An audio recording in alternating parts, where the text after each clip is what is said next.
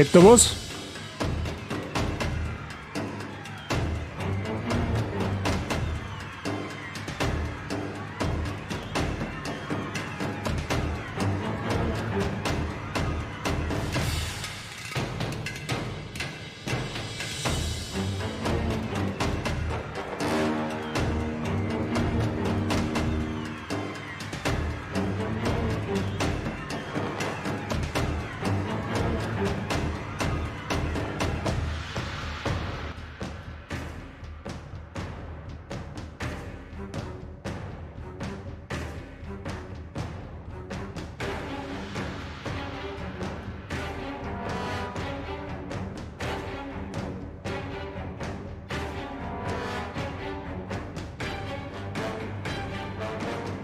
Ja, wenn da weiter wenn es geht, dann geht da was. Glaube ich. So, Manuel, Angel Dust, Wifi, Sprenge, grüß gut beieinander. Einen schönen Mittwochabend wünsche ich euch. Alles zauberhaft bei Ihnen. Wie schauen wir aus? Geht's euch gut? Ich habe meinen ersten Arbeitstag überstanden. Heureka. Trotzdem war mir der Urlaubsarbeit kurz. So ging es. Eigentlich gehört der erste Arbeitstag nach dem Urlaub gehört eigentlich grundsätzlich verboten, wenn du mich fragst. Aber gut. Geht schon wieder dahin. Hilft eh nicht. Hab ihm heute einmal gleich dezent meine ganze Urlaubsplanung 2023 um den Schädel gewackelt, dass du sagst, gibt's das. Ja, ist gut. Bisschen Monster Hunter. Ja, ich habe gesehen, du hast Alatrion auf 3 Minuten irgendwas zerpümmelt. Sehr schön. Starke Leistung. Ich kann's nicht. Ich darf es wahrscheinlich auch nie lernen, aber sehr, sehr stark, Manuel. Respekt. Schön, schön. Ja. Sonst, wir schauen mal aus. Was habe ich sonst zum Berichten? Ich glaube eigentlich, sonst gibt es mal nichts zum Sagen. Außer, dass mir halt, ne, die Arbeit wieder verdreust. Aber mein Gott, ne. Das gehört zum Leben leider dazu. Das hilft ja nicht. Auf was mich aber mehr gefreut, ist auf das da hinten. Auf das hier. Ne? In meinen Augen, ja, schon eins der besten Assassin's Creeds, die wir jemals gekommen haben. Wenn es mich fragt. Also gameplay-technisch meiner Meinung nach das stärkste. Von der Story her ist der 2er ein Ticken weiter vorn. Aber ansonsten, glaube ich, kannst mit der Ezio-Reihe nicht sonderlich viel falsch machen, wenn es mich fragst. Und mit Brotherhood schon überhaupt nicht. Mich wundert es dass sie das so lang gezogen hat, bis dass wir mit der Saga weiter tun. Weil ich glaube, im 2er haben wir letztes Jahr irgendwann Anfang Juni oder so gespielt. Juni, Juli umeinander. Und ja, der Plan, dass wir die komplette Saga von Teil 1 bis Teil 3 im letzten Jahr anschließen, der ist leider dezent nach hinten losgegangen, aber haben wir ja Zeit, Gott sei Dank. Jerry, habe die Ehre, grüß dich. Alles fit bei dir. Dann schauen wir mal. Ja, uns verschluckt es jetzt nach Rom, also nicht von Anfang an. Also wenn ihr mich noch richtig erinnert, haben wir zuerst noch in Monteriggioni unterwegs. Aber dann führt uns unsere Reise schnurstracks nach Rom. Und in Rom, sage ich, da brennt der Hut, im wahrsten Sinne des Wortes. Das wird eine geile Geschichte, sage ich, wie es ist. Aber die meisten von euch werden Assassin's Creed Brotherhood wahrscheinlich ohnehin kennen. Ich hab's, glaube ich, bisher, weiß ich nicht, also zum letzten Mal gespielt, schaut's einmal vor 6, 7 Jahren ungefähr, also auch schon eine ganze Weile her. Aber ist natürlich nicht blind. Also ich weiß schon noch einiges davon, was so passiert. Ja? Also man kann jetzt in dem Spiel in dem Fall nicht spoilern, oder nicht wirklich spoilern, aber ich glaube trotzdem, dass es eine ganz coole Geschichte wird.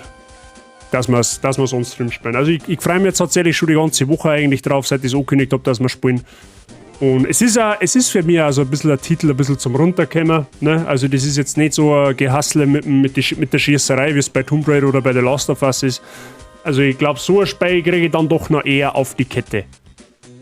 Aber gut, man kann ja nicht überall gut sein, sage ich mal. Ne? So, Stream heute, as always, unter der Woche bis ca. 7:30, 7:30, schauen wir mal, wie wir zusammenkommen. Und dann kriegen wir das schon irgendwie hin. Birgit, habe die Ehre, grüß dich. Ich schätze mal, du hängst noch schwer im Krankenhaus fest. Geh da richtig durch die Annahme. Ich hoffe, es ist alles gut soweit. Aber trotzdem schön, dass es nicht sehr gibt, dass du zu mir da reinschauen kannst. Wahnsinn. Na gut. Dann schauen wir mal. Mir ist jetzt vorher gerade während der Stream eingelaufen, es ist mir aufgefallen, ich muss mein Spiel noch auf meine Soundsoftware umstellen. Weil sonst habt ihr nicht sonderlich viel vom tun. Ich hänge im Krankenhaus vor der Tür, ein bisschen kalt ist draußen. Ja, dann schau, dass du wieder reinkommst. Du sollst ja nicht der Freien zwecks mir. Das war da direkt aus. Nicht, dass du dann, nicht, dass du dann auch wieder krank wirst. Oder auch noch krank wirst. Ja, das wollen wir ja, wenn möglich, vermeiden. Ja, so soll es ja nicht sein. Aber trotzdem schön, dass du da bist. Abgesehen davon. Das ist aber hoffentlich sowieso klar. So, jetzt passt auf. Jetzt schau ich mal, jetzt tue ich mal so ein Game starten. Schön Start.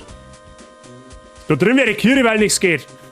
Ja, das haben halt Krankenhäuser, das ist meistens so, dass wenn du da drinnen einmal festhängst, das ist wie in einem Sumpf. Da geht's nur ganz, ganz zäh voran. Leider. Können wir leider nicht anders machen. So.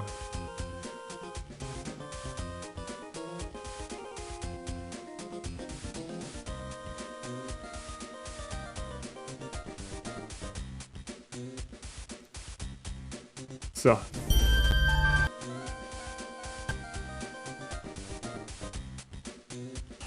Aha, gut, dass sie mein Spiel automatisch wieder zumacht. Sehr schön.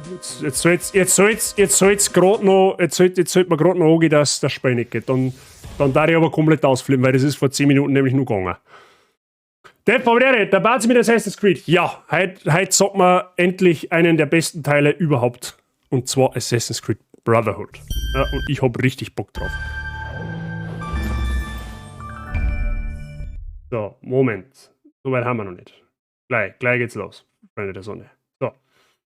Da sich das Spiel leider nicht in den Fenstermodus sitzen lässt, muss ich da ein bisschen improvisieren.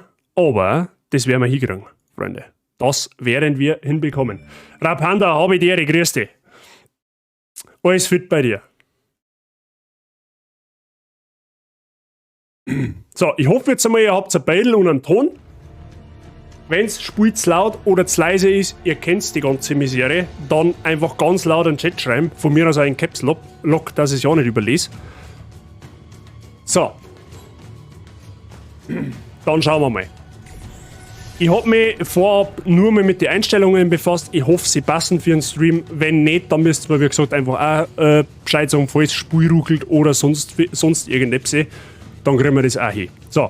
Wir konzentrieren uns aber natürlich nur auf den Story-Modus. Der Mehrspieler-Modus ist, soweit mir gesagt wurde, abgeschaltet worden. Den gibt es nicht mehr. Ja, ich habe ihn selber nie wirklich gespielt. Ich war damals als Jugendlicher, sage ich jetzt einmal, glaube ich, eine halbe Stunde drin. War ganz witzig. Und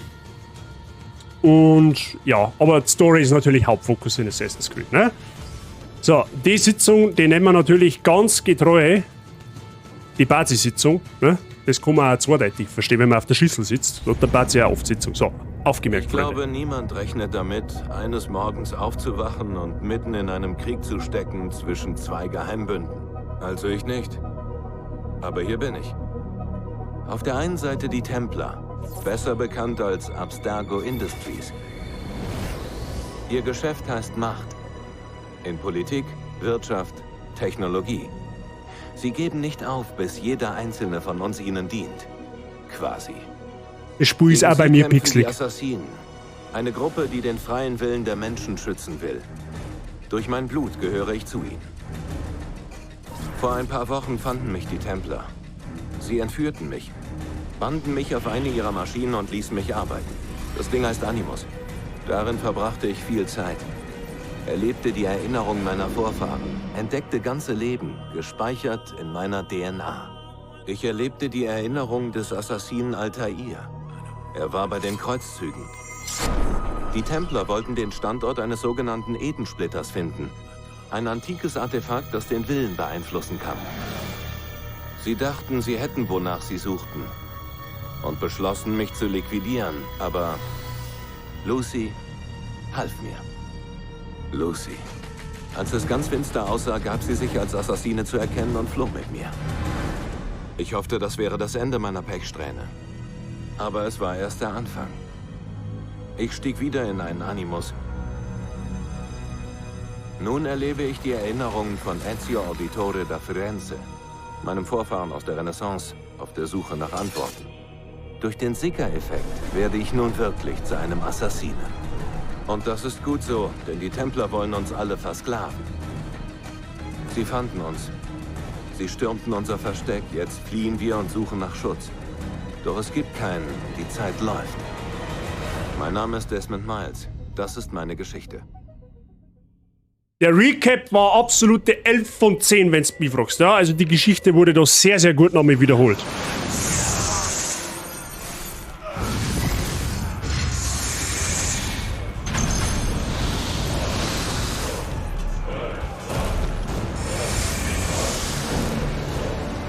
Aladdin, habe die Ehre, grüß dich. Wie habt ihr mich gefunden? Mario Auditore führte mich her.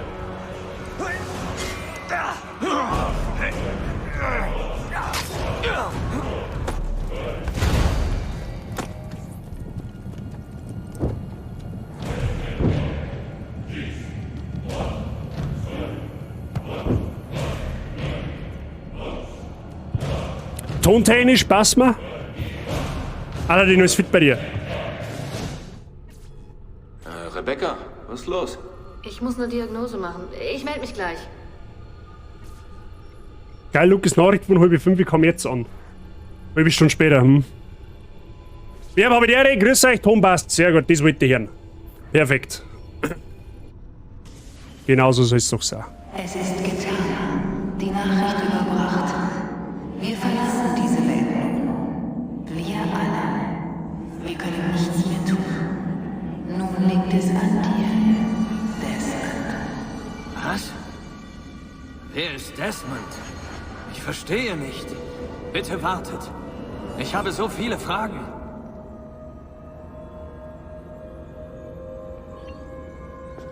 Il Vaticano, Dezember 1491, Freunde, da hat die Reise von Assassin's Creed 2 aufgehört. Genau hier in dieser Kammer.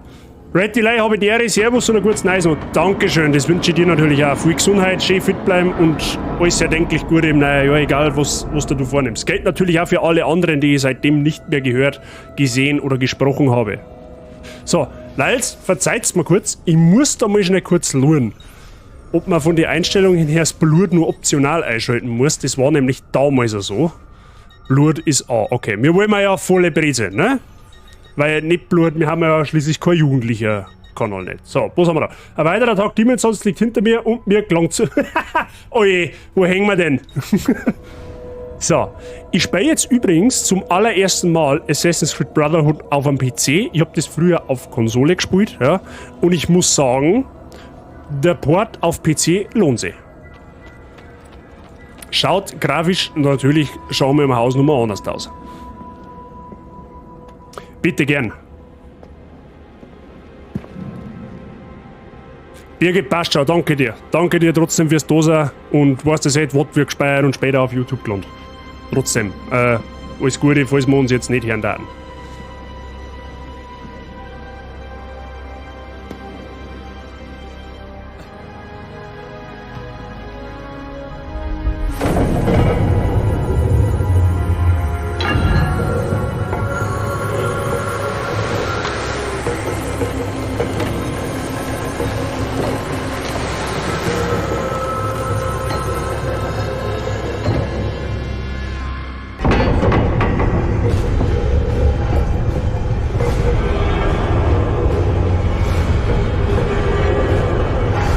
Jetzt massiv abwärts.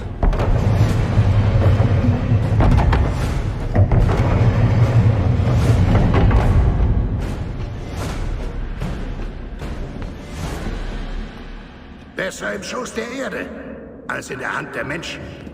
Onkel. Was soll ich sagen? Wir schickten einen Mann gegen eine ganze Armee. Ich war besorgt. Schnell, komm hoch. Wir müssen hier weg. Na super. It's him, Mario. Easter Egg aus dem Assassin's Creed 2. Ich hab gerade noch den alten Helden besiegt, nach dem 8. oder 10. Versuch. Ja, der ist garstig. Der ist garstig tatsächlich. Der alte Held ist einer der wenigen Bosse, die ziemlich nerven können. Gebe ich offen und ehrlich zu. So, wir haben natürlich unser berühmt-berüchtigtes Adlerauge an unserer Seite. Ja, jeder, der Assassin's Creed gespielt hat oder Assassin's Creed kennt, weiß, was ein Adlerauge zu bedeuten hat. Oh yeah!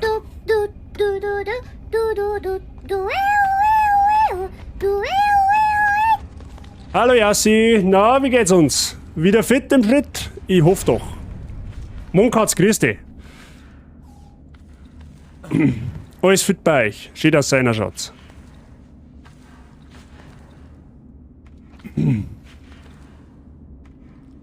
Ja, alles wieder zauberhaft. Sehr schön. Das hört man doch gern. Bei dir geht's ja heute auch wieder los, habe ich gelesen, meine ich, gell? Ihr würdet nicht einmal glauben, einer was Stunde? ich gesehen habe, Onkel. Dann bleib mir bloß am Leben, damit ich davon erfahre. Ich rechne mit Widerstand.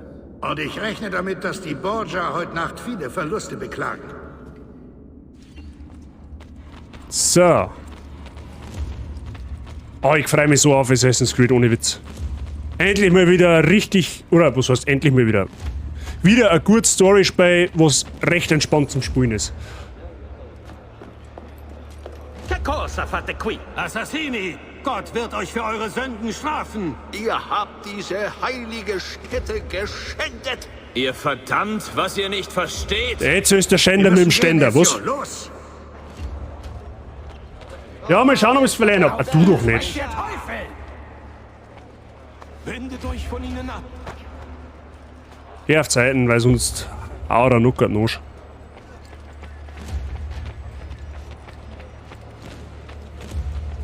Hat Rodrigo dich verletzen können? Kaum. Meine Rüstung schützte mich.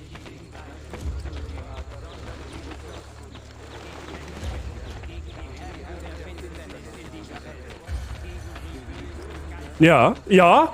Man merkt ein paar Ruckler haben drin, das kommt aber wahrscheinlich vom Spiel selber oder vielleicht auch von meiner Grafikeinstellung, weil ich hab das Spiel jetzt einmal einfach zu Testzwecken voll aufgeschraubt. Bereit zum Kampf.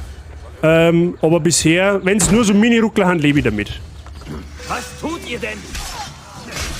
Dich retten, so wie es aussieht. Nicht schlecht, alter Mann. Stimmt, du kannst es immer noch. Buona questa. Exzellent. Sehr gut. Imposant.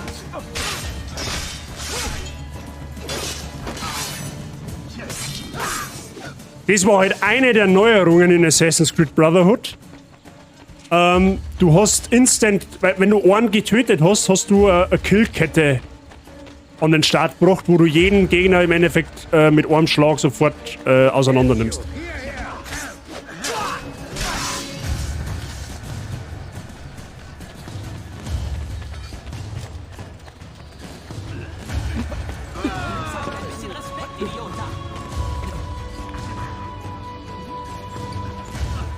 So, mal schauen, wo der Mario hinhört.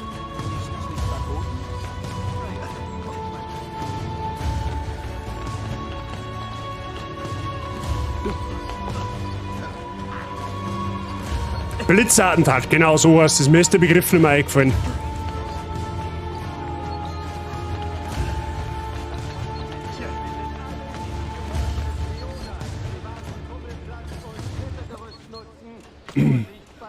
War damals eine richtig geile Neuerung, wie es das gebracht haben. War ich so richtig geflasht damals, wie sie das gebracht haben.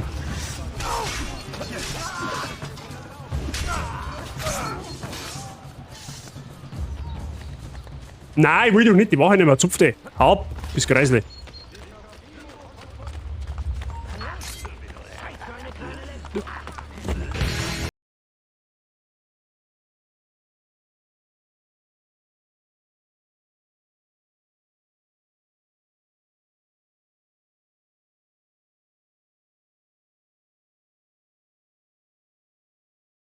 Ja, ihr habt ja auch schon Feierabend.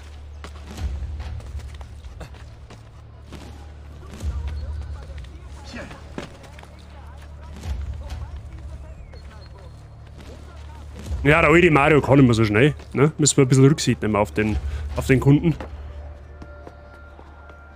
Gerade heim, sehr schön, dann wünsche ich dir einen schönen Feierabend. Die Entscheidung liegt allein bei dir. Doch fälle sie schnell. Gib ihn mir. Mach später damit, was du willst. Bene. Spring! Ja. Da werden wir uns noch länger aufhalten in der Stadt.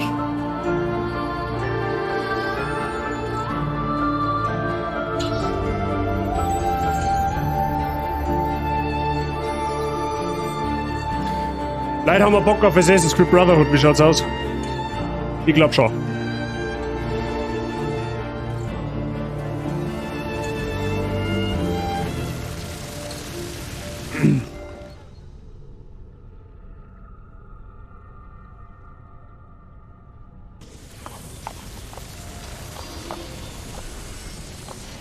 Muss man sagen, die waren ein Jahr von Rom nach Montericcione unterwegs.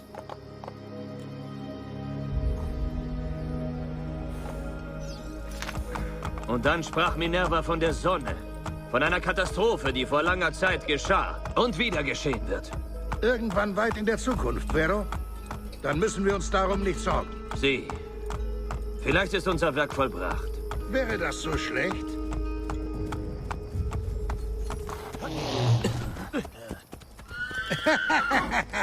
Wir haben das Arsenal aufgestockt, als du weg warst. Stimmt, ja mal aufwerten, Kinder. Und jetzt ist es üblich, Besucher mit Kanonenkugeln zu empfangen? Bitte verzeih. Sie stehen erst seit ein paar Tagen. Meine Männer sind im Umgang noch nicht geübt. Stimmt, an Montericcione haben wir im zweiten Teil komplett ausbauen können. Da war ja was. Aber ich muss echt sagen, am PC schaut es für echt noch recht gut aus. Ich meine, klar, man kennt es, dass die Spiel, lasst es mir liegen, 12 Jahre alt ist. Aber für das, mein Gott, der Pferdlschweif schaut ein bisschen, ne? Schaut aus wie ein Stauern, aber ansonsten. Im Brotherhood, glaube ich, haben sie es auch eingeführt, dass du in den Städten reiten kannst, aufgrund der Tatsache, dass Rom, da wo wir uns später aufhalten werden, verdammt groß ist. Ezio, das ist Ezio. Lasst mich sehen. Buongiorno. Salve, Mario. Schön, nach Hause Seht euch zu die kommen. beiden nur an. Felice Anno. Show me the booty, give me the booty, I want the booty. Die Figiano oder so Nur dank dir. kann kein Italienisch. Sei aber der, ich messe für deine 69 Bits. Bruder. Claudia. Schön, hier zu sein. Wie geht's Mutter? Ganz gut. Ich hörte, dass du kommst, aber ich wollte es mit eigenen Augen sehen. Die Contessa von Forli will dich sprechen. Ich wusste nicht, dass du so berühmt bist. Katharina? Hier? Es ist also vorbei? Ist der Spanier wirklich tot? Versammelt am Abend alle in Marios Büro. Dort erkläre ich euch alles. Sei gewappnet, Ezio. Sie werden viele Fragen stellen.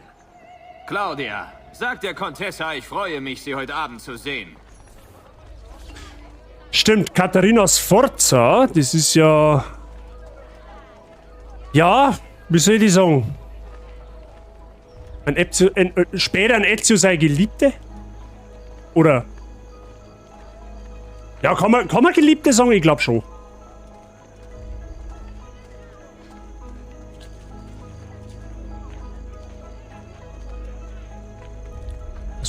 Ach so, ja, das wollte ich gerade sagen, hä?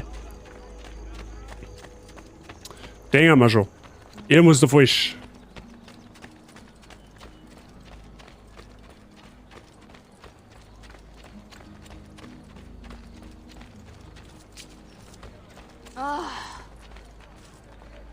So, was haben wir da? Braucht ihr Hilfe? Salve. So viele Blumen. Euer Mann muss sehr glücklich sein. Ich bin die Glückliche. Ihr seid hier, um mir zu helfen. Mal sehen, was ich tun kann. Vorhin habe ich wohl einen falschen Eindruck vermittelt.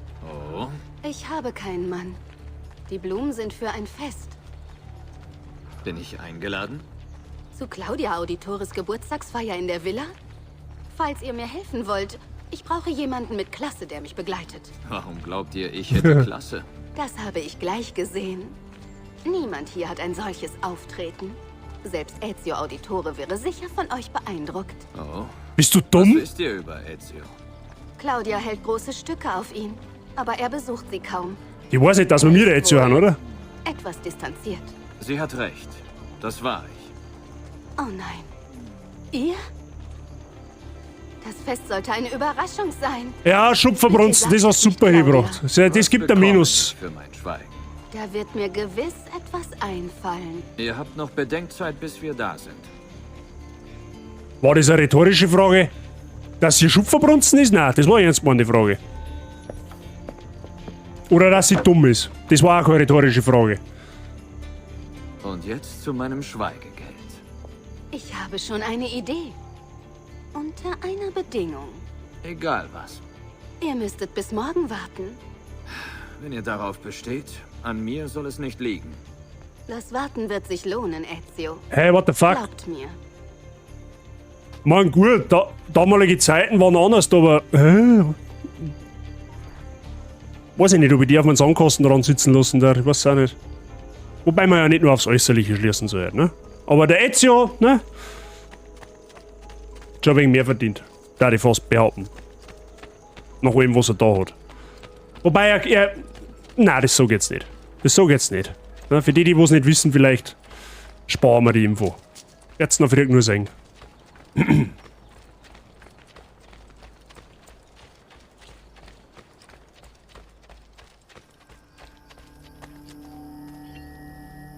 Buongiorno. Ezio, Mario wird mich umbringen. Ich habe sein Lieblingspferd verloren. Seid unbesorgt. Ich hole es zurück. Gott segne euch, Ezio. Ja, wenigstens der kennt uns.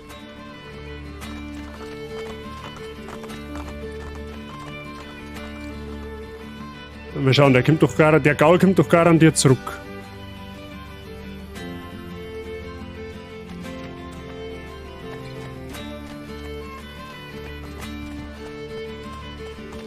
Hey, warum kann ich jetzt so nicht aufsitzen? Jetzt! Easy.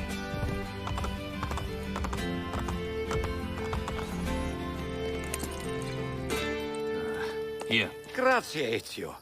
Ich kann nicht mehr mit den Pferden mithalten. Versprecht mir, dass ihr eure Gesundheit genießt. Verbringt nicht so viel Zeit im Krieg wie euer Onkel Mario. Meine Schlachten wurden bereits gewonnen. Na, umso besser. Arrivederci, Ezio. Arrivederci.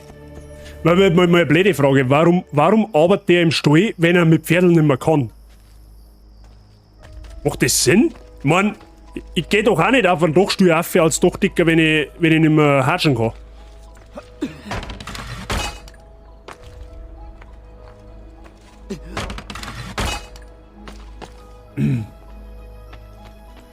So. Kanonenkugel Jenkins ist mein Name. So, das sind die neuen Kanonen? Ja, Signor Ezio. Darf ich mal? Ja, aber... Na los, sag's ihm. Sie scheinen nicht richtig zu funktionieren und der Idiot, der sie montierte, ist verschwunden. Dann liegt es an mir, ihn zu finden. Wir wollen eure Zeit nicht vergeuden. Das ist kein Problem. Ich habe alle Zeit der Welt.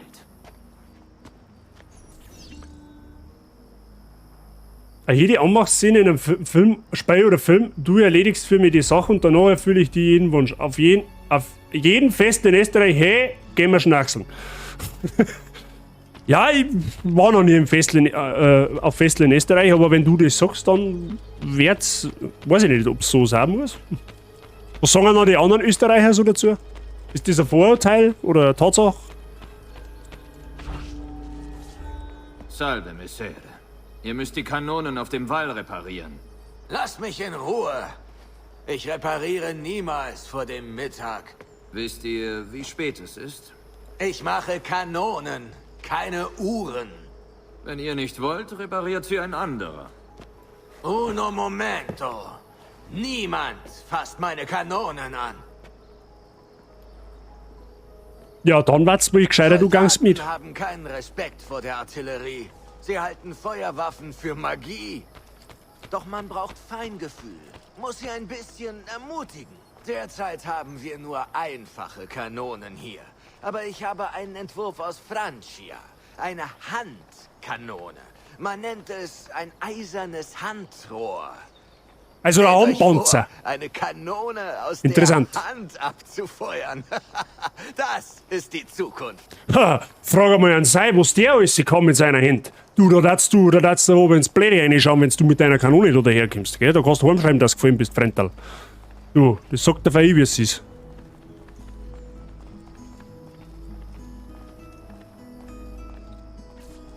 Was habt ihr getan? Sie benutzt. Sie sind nicht bereit zum Feuern. Ihr hättet uns alle töten können. Lasst mal sehen. Sein Atem ist tödlicher als unsere Kanonen. Nur wenn ihr beiden Narren damit schießt. Hier, versucht es. Auf die Ziele schießen. Sucht euch ein Ziel und prüft die Ausrichtung. Wollig. Ja, das ist ein wenig hakelig, aber das kriegen wir hin. Jetzt weiß ich gar nicht mehr, war das in dem Teil, wo wir so Belagerungsdinger machen müssen, oder war das in Revelations? Bin mir jetzt ehrlich gesagt nicht mehr sicher, aber ich glaube, das ist in Revelations gewesen.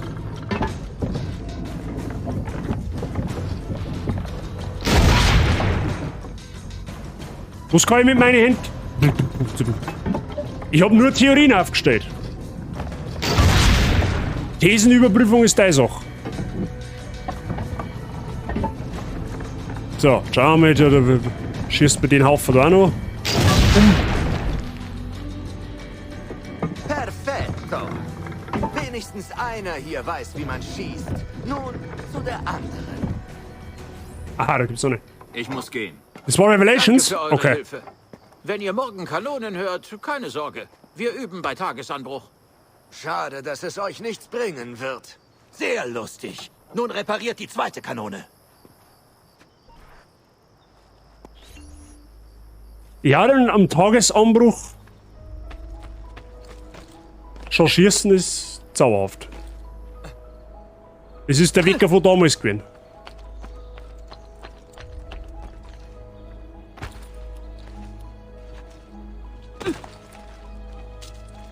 So.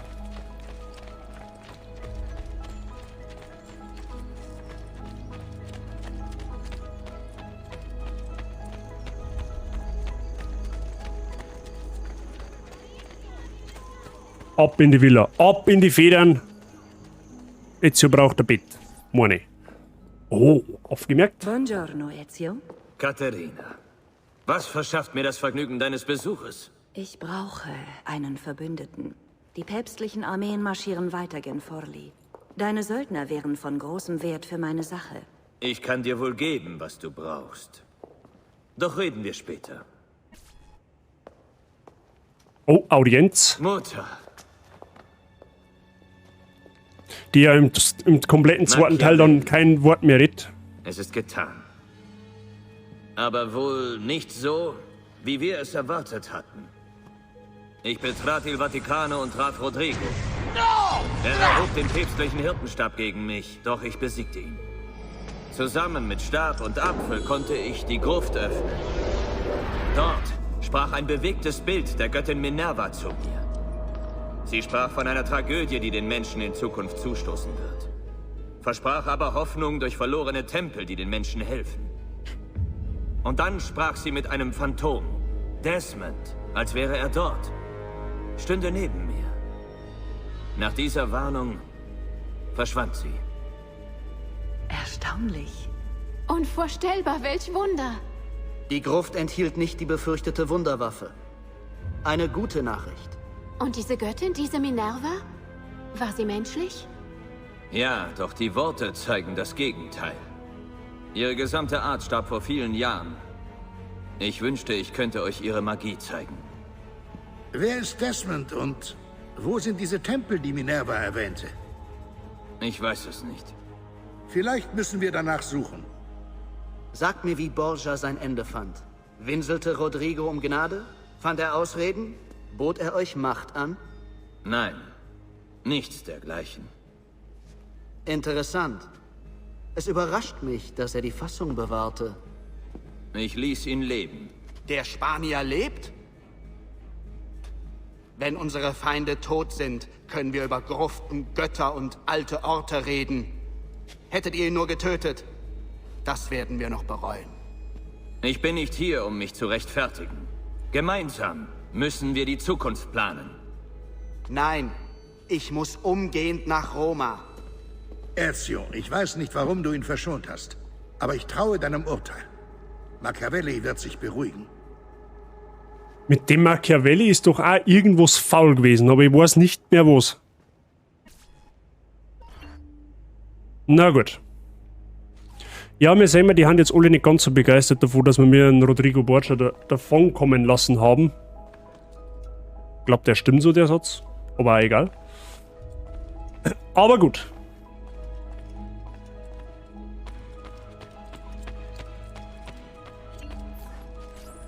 Ja,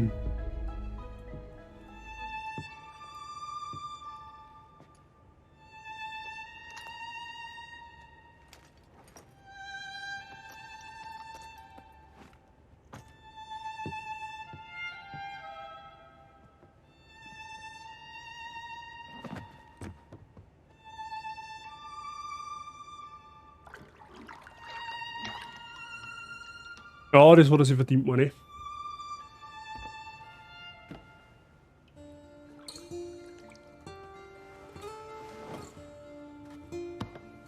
Dschunga, ey. Willkommen daheim.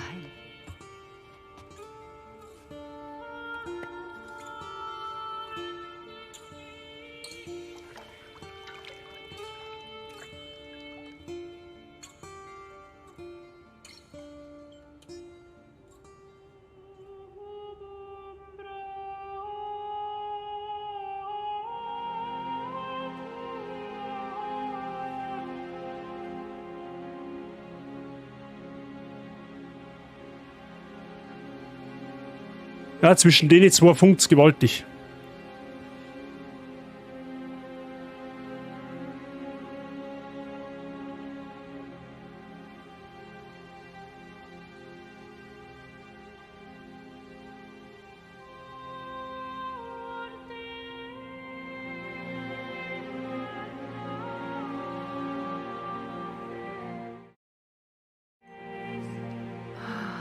Möchtest du noch mal? Alle, du wird heute besser. Das musst du nicht fragen. Es sollte einem Mann immer freistehen zu wählen. Psst. Was war das? Das sind doch bestimmt nur Übungen.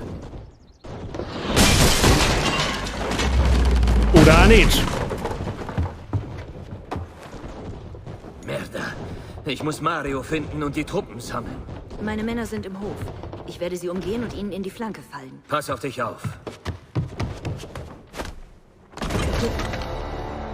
Ja, da brennt's.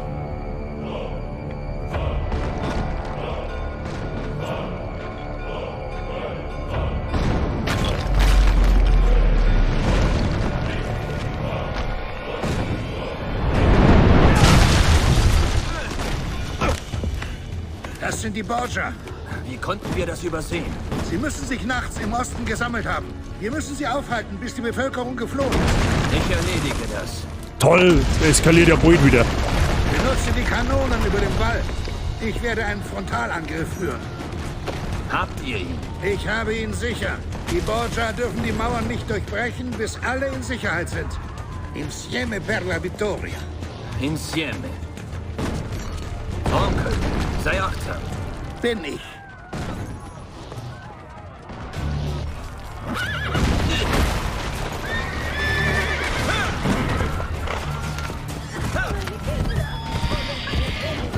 Stimmt, jetzt verlieren wir ja komplett die Ausrüstung.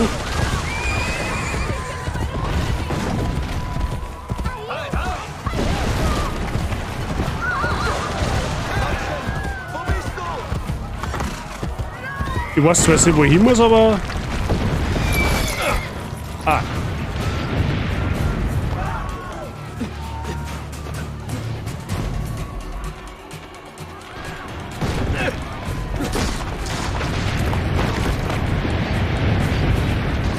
Ja, gut, dann halt nicht.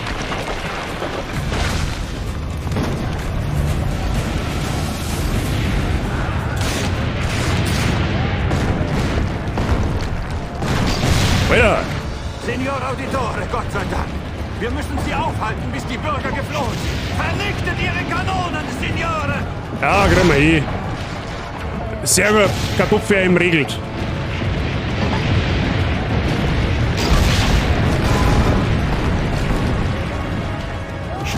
Das ist schon geil inszeniert gewesen damals, auch mit der Musik und alles.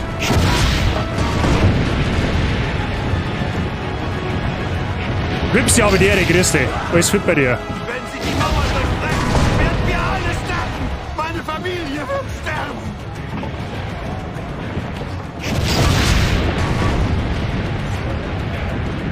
Wer ist denn für ein Lurker, Angel? Einen guten. Alles verloren!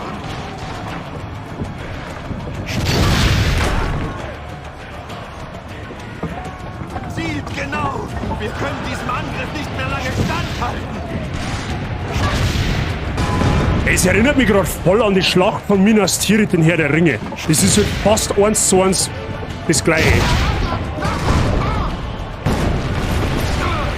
Ja, alles fit. Danke dir. Er ist tot, Signore!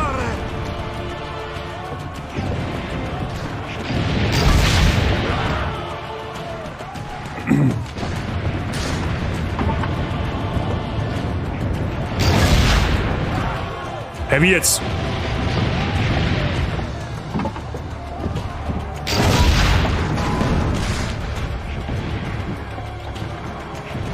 Können wir da mal schauen, oder? Einige Bürger konnten noch nicht fliehen. Macht weiter! Also, Lul, die leichten auf. Die leichten auf, aber gehen nicht kaputt. Okay? Also muss man eher ein wenig drüber zielen. Ich habe ehrlich gesagt gar nicht gewusst, dass man bei der Mission scheitern kann. So ging gar ganz ehrlich, wie es ist.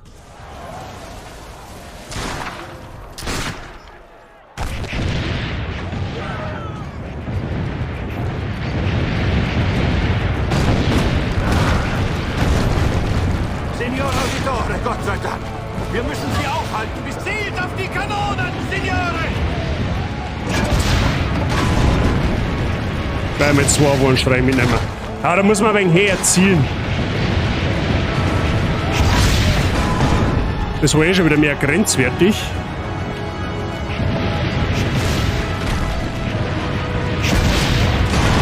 Oh, 3 auf einmal. Nice.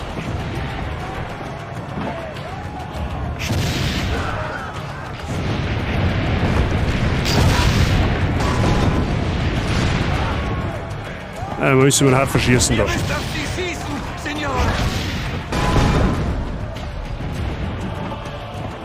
Wir haben alles verloren! Ja, das hat der Krieg so an sich, dass man alles verliert. Die Hälfte der Bürger ist schon raus!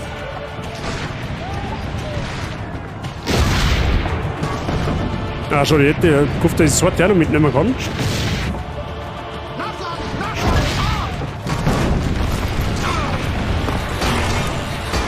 Er ist tot, Signore! Der ist gut, weiter!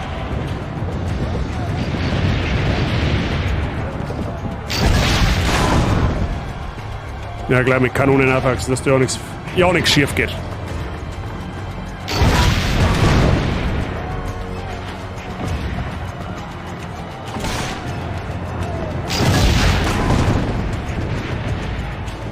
Ah, schon mal deutlich besser wie vorher jetzt. Und nur schauen, dass wir da noch schnell rumkommen. Einige Bürger konnten noch nicht fliehen. Macht weiter! Ah, die sollen sich dummen, die Bürger. Die Bürger. Fast alle Einwohner sind außerhalb der Mauern.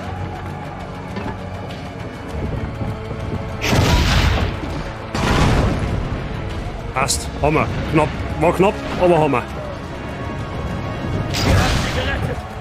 Wartet! Soldaten erklimmen die Mauern. Signor! Vergesst die Kanonen. Ihr müsst sie aufhalten. Jetzt wird geraubt, so Wenki. Ich mache hier weiter!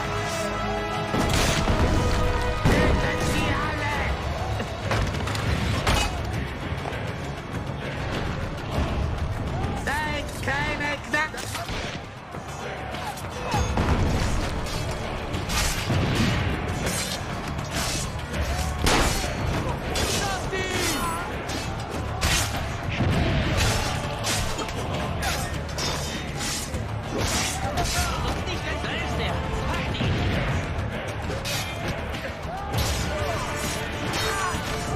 Jawohl, so habe ich das.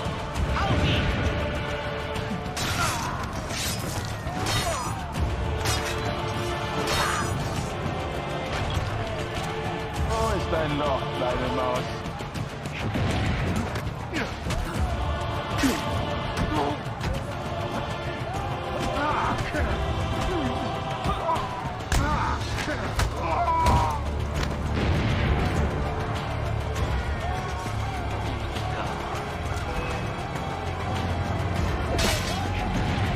Warte mal.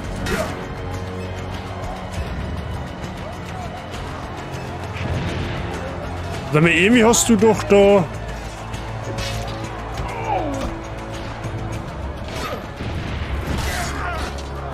Irgendwie hat man, ich weiß nicht, dass du irgendwie hast die Waffe werfen können.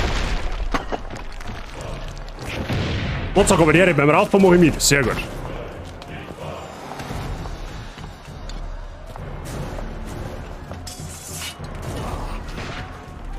Ich weiß, ihr seid da, Ezio! Der Papst erzählte mir alles von euch und eurer kleinen Bruderschaft. Und davon! Gebt mir die Büchse von seinem Freund. Es gab zu viel Blutvergießen. Ich glaube, eine Aussprache ist angebracht. So nehmt dies als Einladung von meiner Familie an eure.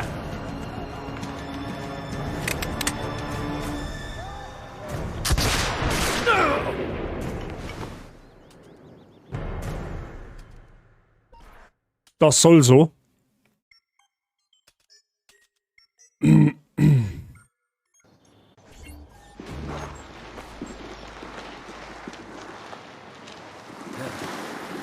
Basta! Ich kann gehen. Vorsicht! Da kommen sie! Zieht euch alle in die Villa zurück! So kann ich nicht kämpfen. Steht mir bei! Na, die chillen einfach im Eckel und rauchen da nicht, oder?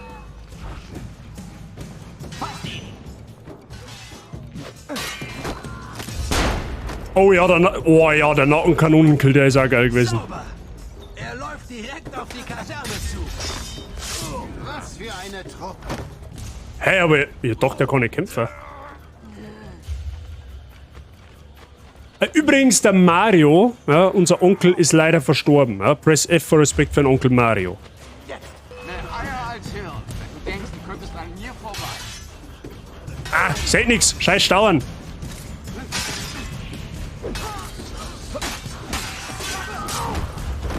Unsere Klingen schneiden am besten. Bei uns ist gut, Motzog. Also bei mir zumindest. Ich hoffe, bei dir passt alles. Ezio!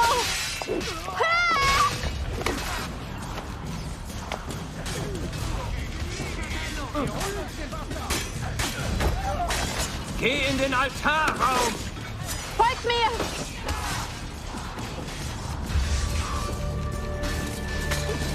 Ja.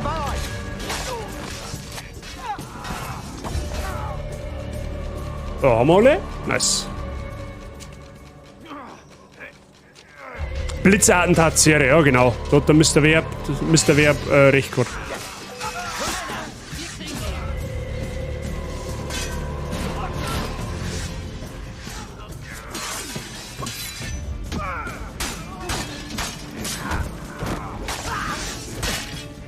Und jetzt mal eine Woche in mich selber gehauen. Instant-Kündigung.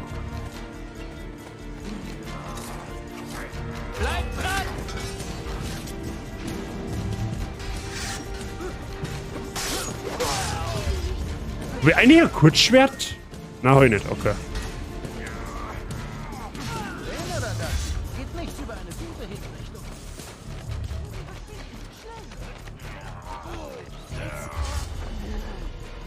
Ich werde sie aufhalten.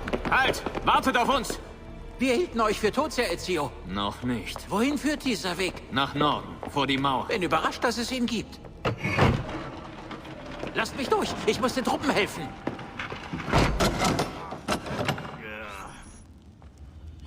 Okay. Schnell, Ezio! Voll Kopfschmerzen gekriegt am Nachmittag und eine neue M2 SSD geliefert. Ah ja, neue M2 SSD. Wo ist Mutter? Ist sie wohl auf? Nimmt man doch, oder? Ich bin hier, Ezio.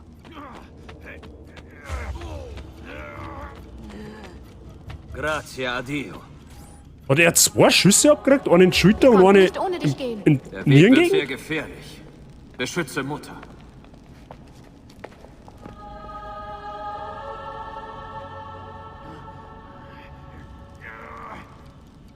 Ja, das kriegen wir hin, Motzog. Wo ist Mario? Ich dachte, er würde auf uns warten. Das Borgia-Fußvolk umzingelt die Stadt! Mario ist tot. Ihr müsst von hier verschwinden. Bring Mutter nach Firenze. Bringt mir ein Pferd. Du kommst nicht mit uns? Wohin reitest du? Nach Roma. Mein Sohn. Vernichte sie. Doch vergiss nicht, für wen wir Assassinen kämpfen.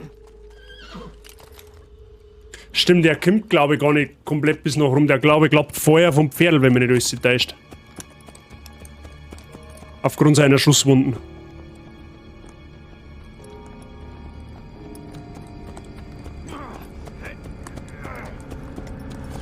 Ja, genau. Der klappt Feuer vom Pferd.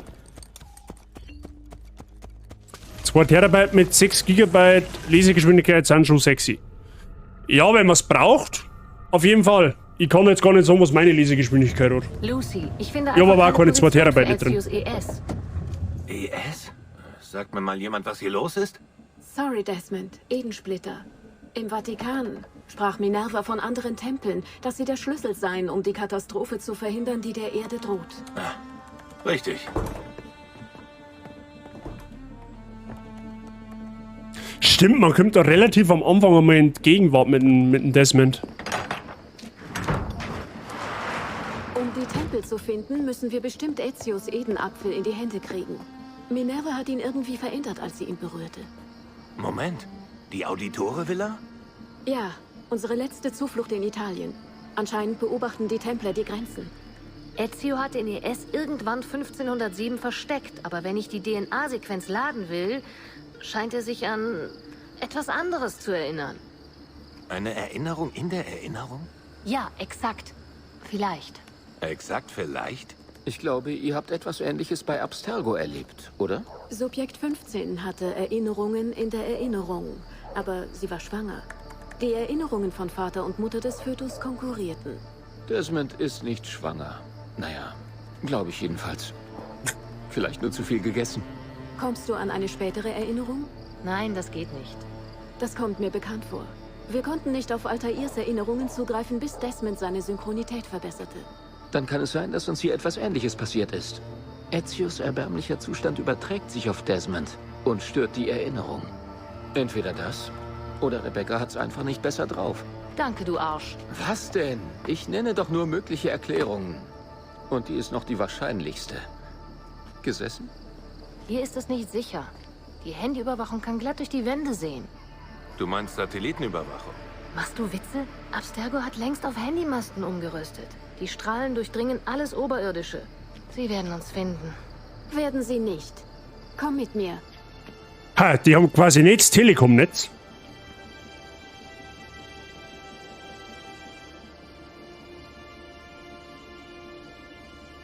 Die Auditore-Villa gibt's, glaube ich, aber nicht in echt.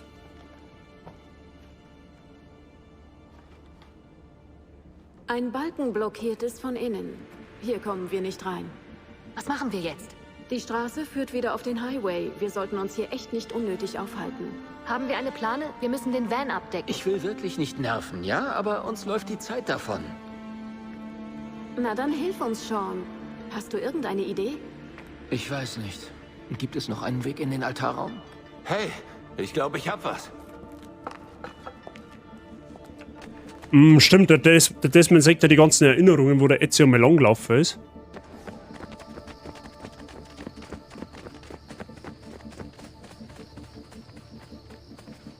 Komm mit.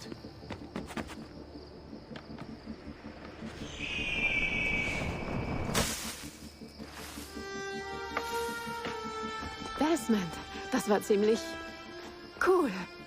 Kam mir ganz normal vor. Hier lang kommen wir rein. Gut gemacht. Wir warten dann einfach hier oben, ja? So ganz allein. Mit Zielsuchern auf dem Rücken. Ja, mach das. Ist gut. Scheißt einfach, wenn's, weiß ich nicht, Nagelfeile brauchst oder sonst was. Warum geht das nicht an? Endlich raus aus dem Animus. Das ist nicht unbedingt meine Vorstellung von schön. Lass mich raten. Miezi, es war finster, wie schaut's aus? Was? Desmond? Ich bin nicht so langweilig. Ja, sehr überzeugend. Überzeugt. Okay, wenn wir die Welt gerettet haben, zeige ich's dir. Hey, kann ich das schriftlich haben? Ah ja. Wir haben Licht. Ah. Was er so Licht ist, ausmacht. Was war das? Ich kann nicht sehen. Lauf! Verschwinde, bevor die Soldaten dich schnappen! Correte! Los!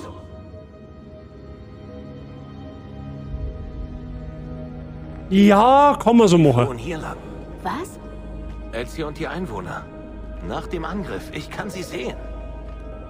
Ich weiß, es ist schwer. Aber versuch dich abzugrenzen, Desmond. Konzentrier dich aufs Jetzt. Und wenn die Visionen nicht aufhören? Wie lange noch, bis ich die Wände mit Symbolen beschmiere? Das ist nicht lustig. 16 ist tot. Wir konzentrieren uns auf das Jetzt, okay? Schon habe ich noch nie gesehen, der ist mir immer auf die Nerven gegangen mit seinen Kommentaren. Mit der Zeit, im zweiten Teil war er unausstehlich. Da war er so richtig arroganz Arschloch. Aber so mit der Zeit, finde ich, hab ihn schon sympathisch gefunden dann. Er ist dann mehr so der wo weiß ich nicht, so sarkastische, flache Sprüche bringt. So einfach, ne? Er im Brotherhood wird schon besser, in Revelations, glaube ich, ist er dann so richtig cool drauf. Und im Dreier meine ich auch. Bryce, aber der, grüß dich. Alles wird bei dir. Super, es klemmt. Ich pass durch.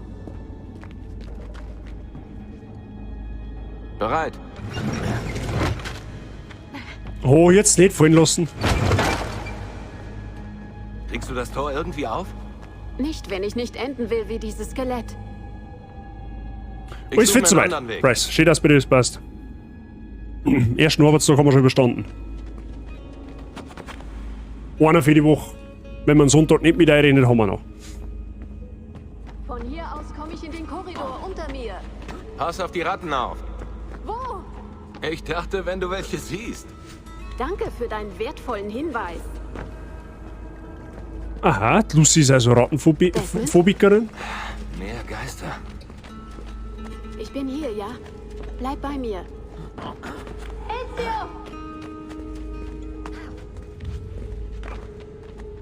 Okay, wieder Erinnerung. Wurdest du getroffen? Nein, ist Mutter wohl auf? Desmond, da kommen wir nicht hoch. Und wenn du mir Schwung gibst? Keine gute Idee. Ich könnte dich hochwerfen und du greifst die Kante. Noch schlechter. Komm mit. Ja, dann machen wir es wieder auf unsere eigene typische Ezio-Art. Wie wär's damit? Was hast du denn vor? Gut gemacht. Stets zu Diensten. Wie alt sind diese Tunnel wohl? Mittelalter, schätze ich. Zum Glück halten die Balken unser Gewicht. Oh. Nach der ganzen Zeit im Animus bin ich da nicht so sicher. Ich wollte nichts sagen, aber du wirst langsam. Oh, Alter, der Track ist Liebe. Ouch. Rebecca hat sogar schon den Animus verbreitert. Im Ernst? Nein. Night in Venice, was der Soundtrack.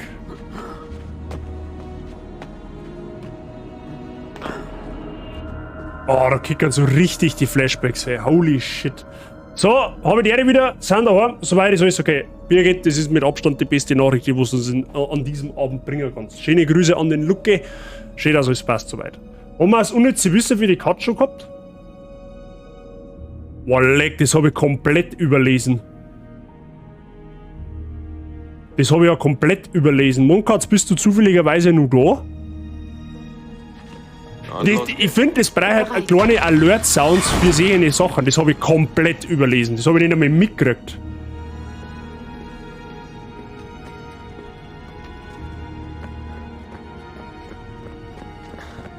Als ich zuletzt hier war. Als Ezio hier war. Ja, ich meinte Ezio. Ich hätte dich da nicht reinziehen dürfen. Das war falsch. Hey, ganz im Ernst. Ich habe den Spaß meines Lebens. Echt? Das geht? Das verdanke ich dir. Pass nur auf, wo du hintrittst, okay? Da muss ich mich mal befassen. Der Fuel ist nicht, dann ist schon weg. Da muss ich ja noch eine PM schreiben. Dann müssen wir nach unten.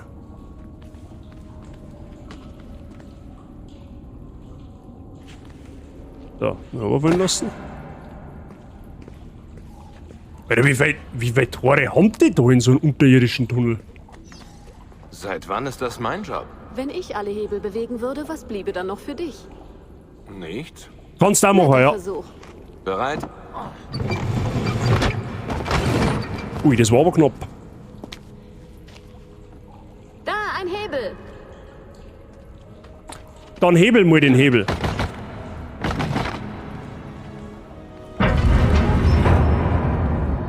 Hier geht was auf. Alter, wie haben die da rausgekommen? Super.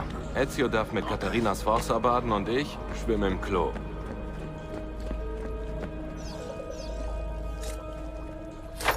Den hier hab ich.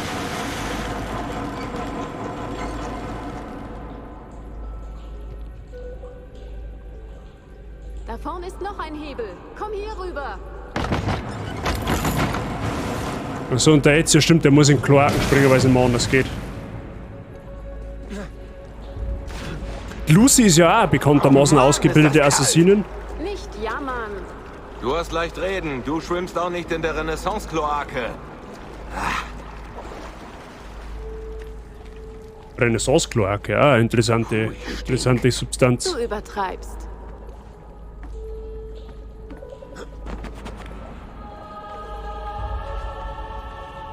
Gut, die Frage ist, warum klettert sie eigentlich nicht, obwohl sie es offensichtlich kann?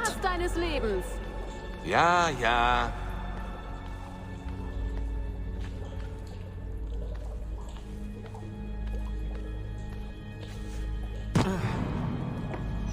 Bereit? Alles klar.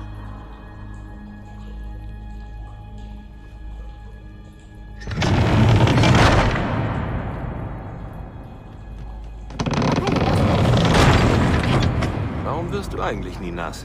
Dafür habe ich dich. Charmant. Ja. Warum wirst du eigentlich nie nass? Dafür habe ich dich. Bruh, what? Ich hab dich. Danke. Ezio, wir sind auf der anderen Seite. Schnell!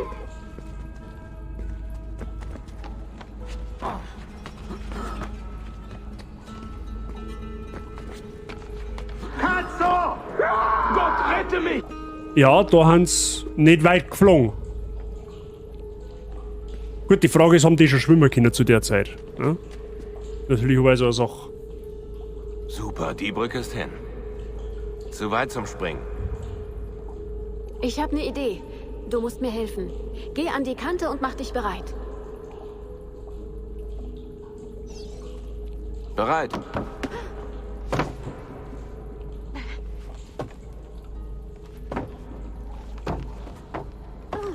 Geschafft. Lass mal sehen. Geh du nur ruhig vor. Ich bleibe hier im Dunkeln und spiele mit den Ratten. Warum im Dunkeln? Er hat doch ein Glühkerzen bei sich. Oder so ein Knicklichtel, wie auch immer. Bring rüber. Gute Arbeit. Schade für die Ratten. Erstmal. Soldati, hier ist ein Eingang. Ja, da oben ist wahrscheinlich... Dicht? Ob die Stufen irgendwo hinführen? Sieht nicht so aus. Das Leben ist voller Enttäuschung. Ha, scheiß auf Lotta, wenn man da einfach schwingen kann.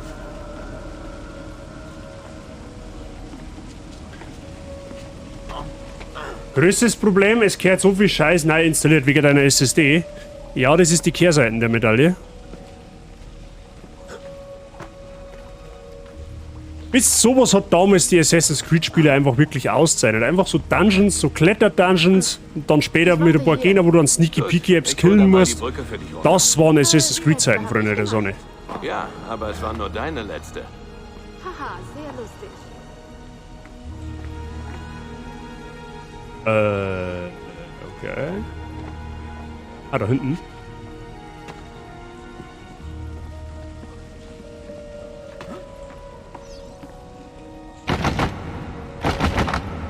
Hab's. Dankeschön, Desmond.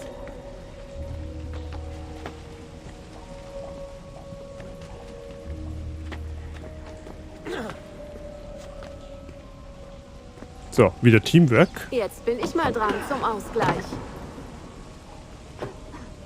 Bitteschön. Danke. Ist ein Anfang. Imagine, ohne Skrupel einfach da auf den dünnen Balken springen. Ein falscher Schritt und das ist... Ja gut, wie hoch werden das?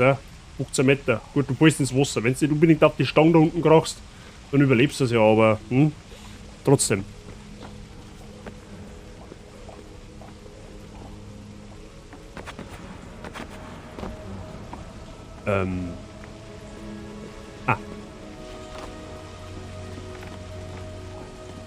Ja, nicht dabei kompliziert, Dinger. Okay. Erste bis Teil 3 war super zum Spielen, dann ist irgendwann das mit dem Basis-Verteidigungsbauen gekommen und dann war es nicht mehr ganz so toll, meines Erachtens.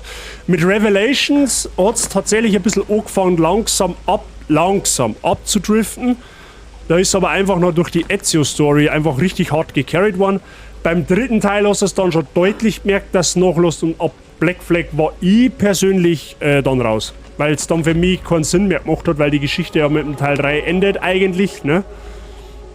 Und daher auch die neuen Teile überhaupt nicht gespielt. Mike, habe die Ehre. Schöne Grüße in Brotzeit. Ich hoffe, du hast eine angenehme Spätschicht. Zum besten Assassin's Creed muss ich einfach... Da kostet nicht aus. Ezio ist einfach Liebe. Und bei Brotherhood David. Und einen guten, abgesehen davon. Und ab geht's.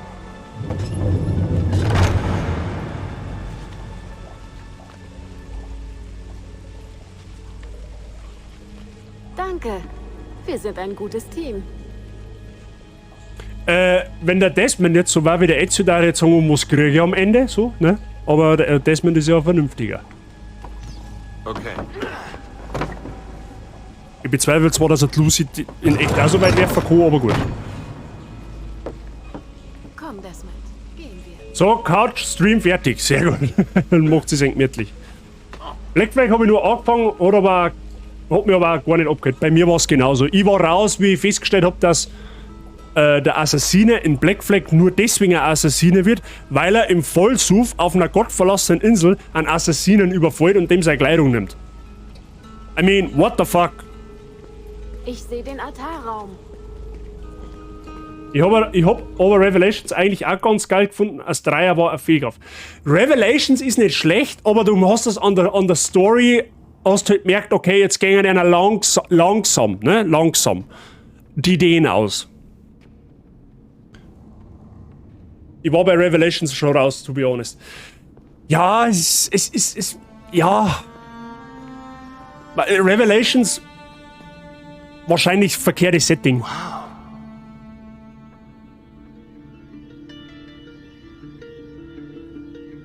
Er wirkt so alt. Ezio muss nach dem Angriff hierher zurückgekehrt sein. Aber warum? Desmond! Okay, öffnen wir die Tür. Der größte Assassin's Creed Fehlkauf, den ich damals gemacht habe, das war zur PlayStation 4 Zeit. Da habe ich halt noch nicht wirklich viele Spiele gehabt für PlayStation 4. Da habe ich mir dann gedacht, ich kaufe mir Unity, weil das hat eigentlich auf den ersten Blick ganz gut ausgeschaut und heilige Scheiße, das war der größte Rotz, den ich mir jemals, für das ich jemals Geld ausgegeben habe. Das war ja damals verbuggt des Todes. Also ich weiß nicht, wer von euch es gespielt hat, aber das war ultra unter aller Sau. Blaue Spur, habe ich die Ehre.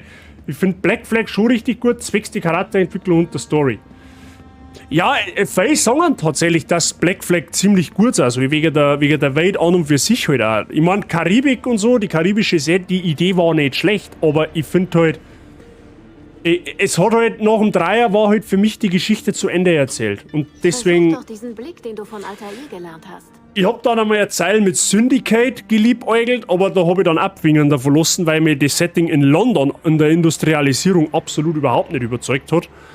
Und dann hat eigentlich Assassin's Creed für mich so mehr oder weniger ja, den Charme verloren und ich habe es auch nicht mehr wirklich verfolgt. Die ganzen Open-World-Spiele habe ich alle nicht gespielt, weder Odyssey noch Valhalla und was war das andere noch? Origins, die habe ich alle nicht gespielt.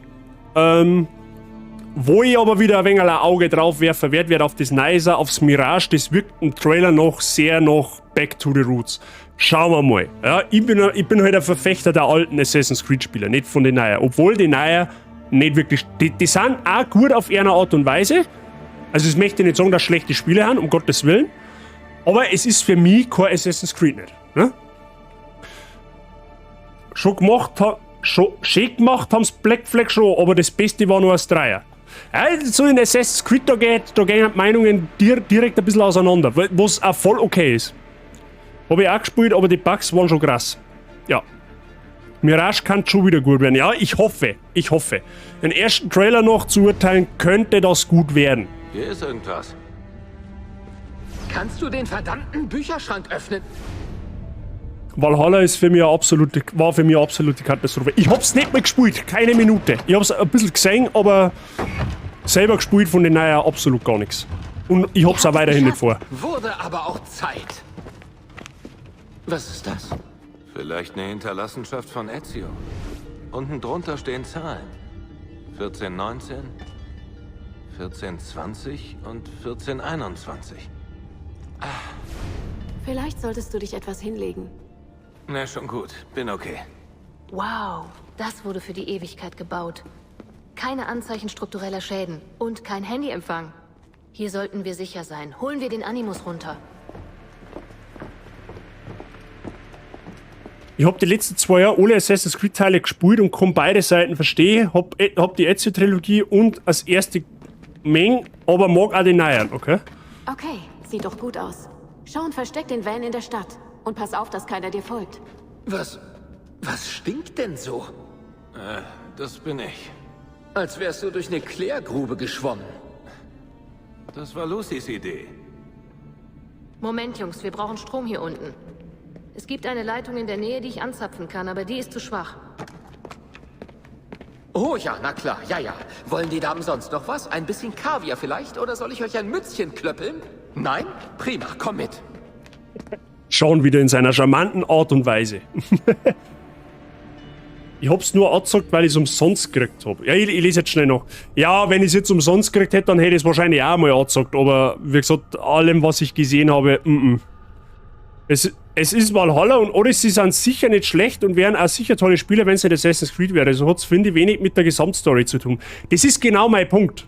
Die Story ist fertig erzählt. Der Desmond, ne, nach dem 3. Teil, ich möchte jetzt nicht spoilern, für die es vielleicht nicht wissen, obwohl es die meisten wissen, ne, für mich nach Teil 3 war Assassin's Creed zu Ende erzählt. So, und der Rest, was danach ist gekommen ist, das ist, wenn man es aus Unternehmersicht sagt, ganz klare Geldmacherei. Das ist so ähnlich wie bei Nintendo, ne? Schreib irgendwo auf einen scheiß Pappardeckel Pokémon drauf, verkauft sie wie warme Semi an Samstag. Und genau das gleiche ist bei Assassin's Creed gewesen. Ubisoft geht her, machen aus Scheiße Gold, indem sie einfach Assassin's Creed draufschreiben. Zu Recht, ne? Aber das ist halt nur, das ist meine Meinung dazu. Ich finde halt, der erste Teil, die Ezio-Trilogie und der 3. Teil, das waren halt noch, da hat es halt eine Geschichte gehabt, eine richtige, ne? Eine gute Geschichte, muss man auch dazu sagen. Aber die anderen Teile waren halt nur noch Fuhren für die Masse. So, immer wieder Leute, haut's euch rein, viel Spaß noch. Mike, danke dir fürs Einladen und noch angenehme Restspätschicht. Lass dich nicht ärgern. Valhalla habe ich auch noch nicht so gut gefunden. Ich liebe das Setting an sich und hab da, glaube ich, mehr erwartet. Ja, man sagt es an God of War, was man aus einem nordischen Setting machen kann. Ne? Ich glaube, dass sie sich mit Valhalla brutal verbrennt haben. Die haben das gesehen, ich bin mir jetzt nicht sicher, Valhalla, glaube ich, ist nach dem God of War 2018 gekommen, bin mir jetzt nicht sicher. Und da haben sie sich gewaltig die Finger verbrennt. Weil so gut wie God of War haben sie das nicht hingebracht. Finde ich jetzt. Ne? Wie gesagt, das ist alles nur Geschmackssache. Ich verurteile auch keinen, der sagt, er findet die Neuen besser als wie die Alten. Das ist, wie gesagt, reine Geschmackssache, reine... Ja, das soll jeder für sich selber entscheiden. Wie gesagt, die neuen Teile sind bei Gott nicht schlechte Spiele. Das will ich nicht sagen damit. Ja, mir geht es da rein ums Assassin's Creed Genre an und für sich. Für mich haben die neuen Teile keine Assassin's Creed nicht.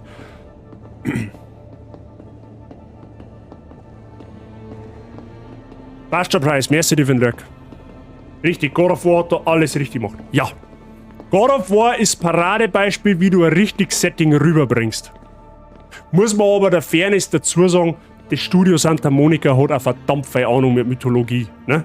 Die haben die griechische Saga schon brutal gut gemacht und von daher hat die nordische Saga auch nicht wirklich in Tosen gehen können, wenn du mich fragst. Gut, suche Monteriggioni nach Stromkästen. Rebecca's kleine Kistchen leiten geringe Strommengen in die Leitungen unterhalb der Villa um. Frag mich nicht, wie das geht. Wenn ich das wüsste, dann wäre ich nicht der Kerl, der den Van verstecken muss. So.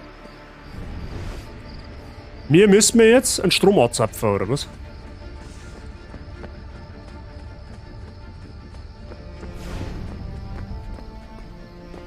Stromverteiler angeschlossen. Ja, jetzt müssen wir aber erst einmal irgendwie runterkommen, meine ich, oder?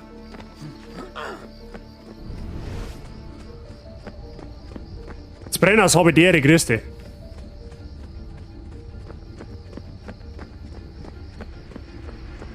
Du darfst gerne jetzt wieder einen Kollegen über den Haufen schirmen. An Sean. Ah, der Sean ist gar nicht so zwider, wie er momentan wirkt. Ja? Er ist nur ein zutiefst missverstandenes Geschöpf. Aha, da ist ein Stromverteiler. Du siehst es da.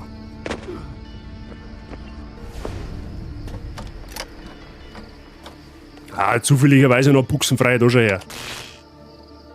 Jetzt Brenner, so ist fit bei dir.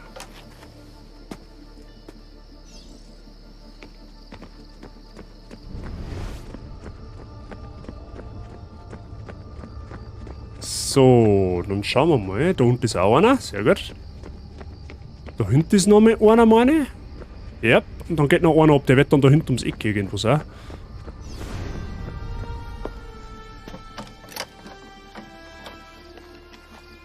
Oha, Assassin's Creed muss ich auch wieder mal zocken. Tu es. Das Brenners. Wir haben ja letztes Jahr Teil 1 und 2 bereits gespielt. Das ist auf meinem YouTube-Kanal. Also, da haben alle Watts gespeichert und jetzt gehen wir mal mit Brotherhood weiter. Schön Start. Ja, damit wir nichts abbrennen lassen. Geplant sind alle Teile bis einschließlich 3. Die dahinter lassen wir flöten.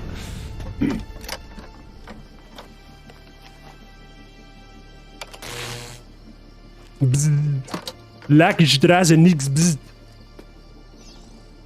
Seid ihr gut gerutscht? Ich für meinen Teil, ja. Am 1. Januar ein bisschen Kopfweh gehabt und ein bisschen mir gewesen, aber ansonsten bin ich ganz gut rübergekommen. Ich hoffe, du auch. Ein kurzes neues Jahr noch an der Stelle natürlich. Brotherhood war 2.1 oder? Ja. Assassin's Creed 1, dann 2 und dann Brotherhood. Dann kommt Revelations und dann noch der 3er.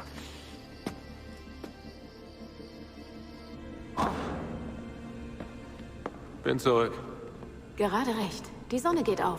Stimmt, Ja, es startet. Wir können loslegen. die bleiben ja die ganze Zeit in der Villa. Nein, Stimmt. sonst wer? Hallo, spreche ich mit euch? Hallo? Workaholics. Fangen wir an. So. Ja, nehmen wir die optionalen Gespräche. Nehmen wir die mit. Sollen wir die optionalen Gespräche mitnehmen für den Fall? Du bist konzentriert. Ich habe gerade die Systeme des Babys gepatcht. Es wird immer besser. Schaut's ein Game Kann sei. Desmond dieses Mal auch Erinnerungen nacherleben? Verlass dich drauf, er wird. Stimmt, das glaube ich, haben sie dann auch im Brotherhood eingeführt. Du hast dann jederzeit deine Missionen immer wieder spielen können, die Sequenzen. Was machen wir jetzt mit Abstergo? Aussitzen.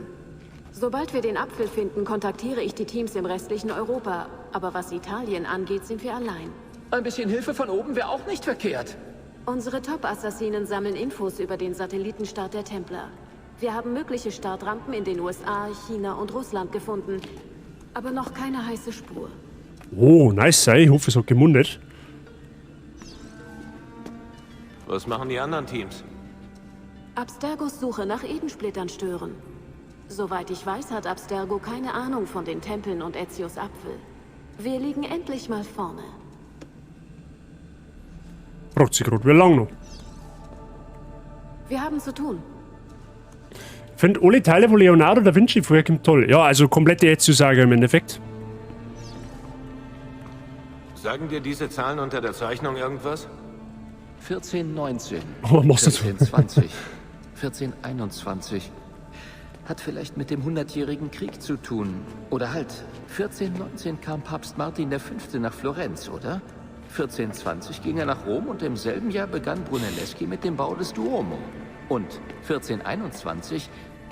1421... Ja, das schlag ich nochmal nach. Also Zwider ist er da gar nicht. Und? Wie gefällt dir Monteriggioni? Das ist nicht Monteriggioni. Monteriggioni ist eine Stadt der Renaissance. Frag mich, was ich von der Stadt im Jahr 1554 halte, dann antworte ich. Dachte, du magst es auch heute. Hat sich nicht groß verändert. Genau. Geschichte ist Veränderung. Leben ist Veränderung. Wenn sich etwas nicht ändert, ist es tot. Ich habe zu tun. Ja gut, ab mit den Animus.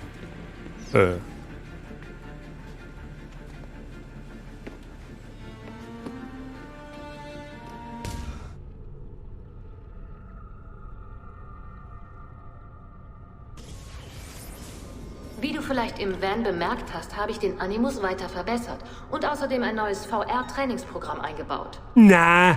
Hier kannst du mit den schicken Moves angeben, die du von deinen Vorfahren hast. Ich öffne dir eine Mission. Nein, ich will kein Tutorial spielen, hallo?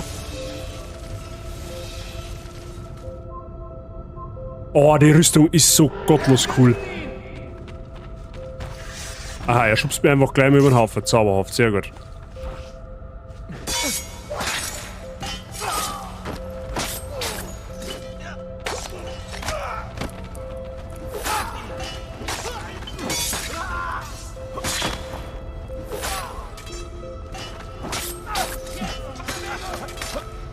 Also wenn es jetzt da richtig timest, dass du da Gegner Horden über den Haufen rennen können.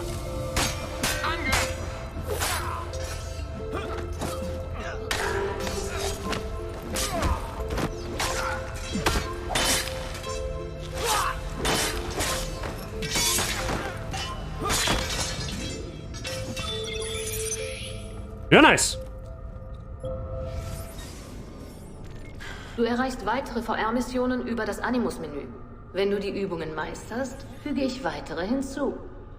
Ja, nö, du. Wenn dein Unterbewusstsein Ezio's Erinnerungen akzeptiert, musst du sie in der Reihenfolge nacherleben, in der sie gespeichert wurden.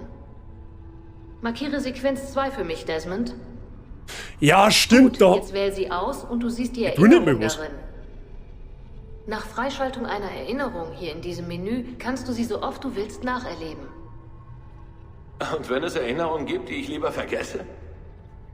Desmond, das ist sehr wichtig. Wenn du eine Pause brauchst, verlass den Animus. Du kannst jederzeit da raus. Bin zu allem bereit, schon gut. Eine Sache noch. Wenn du deine Synchronität steigerst, indem du alles genauso machst, wie Ezio es machte, entdeckst du vielleicht sogar verdrängte Erinnerungen. Gut, fangen wir an. Wähl die erste Erinnerung. Stimmt. 2 Punkte. Erstens, das habe ich eh schon erwähnt, du hast den DNA-Strang jederzeit widerspeichern können. Und zweitens, da ist eingefällt worden, dass du eine Synchronität von 100% erreichen kannst. Zufall entdeckt. Die Codes entsprechen exakt Koordinaten im Animus. Ich habe die Orte, auf die die Koordinaten deuten, in der Datenbank mit einem Auge markiert. Also, vermutlich findest du dort nichts, aber hey, wer weiß. Die Rüstung im Brotherhood hat mir von allen Rüstungen am besten gefallen, die wo der Ezio dran hat. Muss aber dazu sagen, wenn du volle 100% Synchronität spielen willst, das ist schon wirklich schwer. Also die ersten Missionen, die gängen nur, aber das ist irgendwann ziemlich heftig. Wohin habt ihr mich gebracht? Nirgendwohin, Messere. Ein Mann ließ euch hier. Hat er etwas gesagt? Nur dies. Das, was ihr hier vor euch seht, ist der dreifache Super Saiyajin. Den hat noch keiner geschafft, deshalb hat es auch etwas gedauert. Servus. Yo, Dev, Habitäre, servus, Christe. Danke für deinen Resub im 3. Monat. Willkommen weiter in den Barzigen und viel Spaß mit dem Mods. Alles fit bei dir? Haben wir einen Shoutout für den Dev. Bitte, Dankeschön.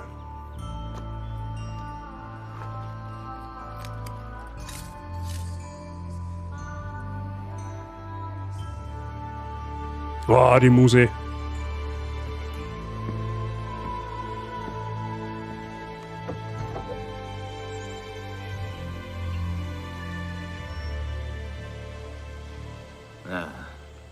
Roma. Ganz genau. Ja. Oder was Schaut mal beim Dev vorbei. Professionelles Monster Hunter Gameplay. Streamt, glaube ich, auch heute Abend. Ja? Irgendwann um 8 Uhr, glaube ich. Gerne mal Däumchen da lassen, Support da lassen. Doch der Aufgang ist gesperrt. Ihr wisst es eh. Das Support sollte ist kein Komod. Problem sein. Habt Dank für alles, was ihr hier für mich getan habt, Buona Donna. Addio. Und was fit bei dir? Die Höhle des Löwen.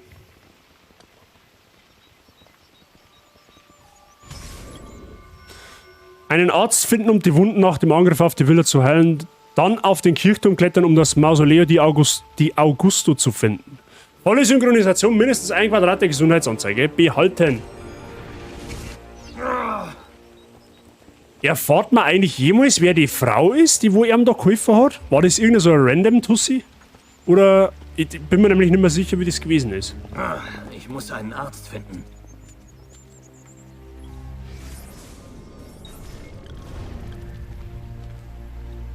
So. Und schon haben wir in Rom. Bei mir ist alles gut. Am ersten Arbeitstag gehabt heute.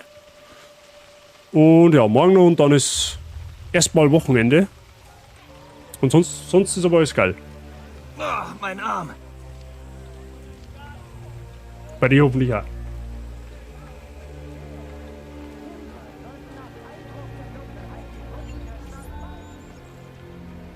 Salute.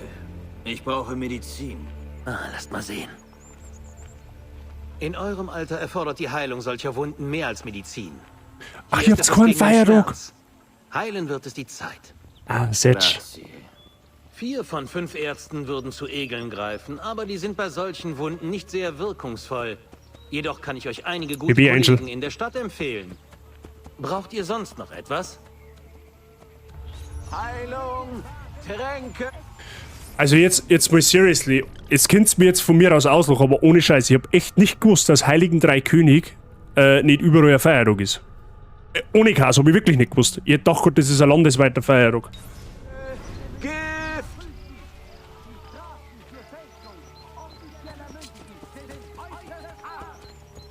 In eurem Alter, Imbecile.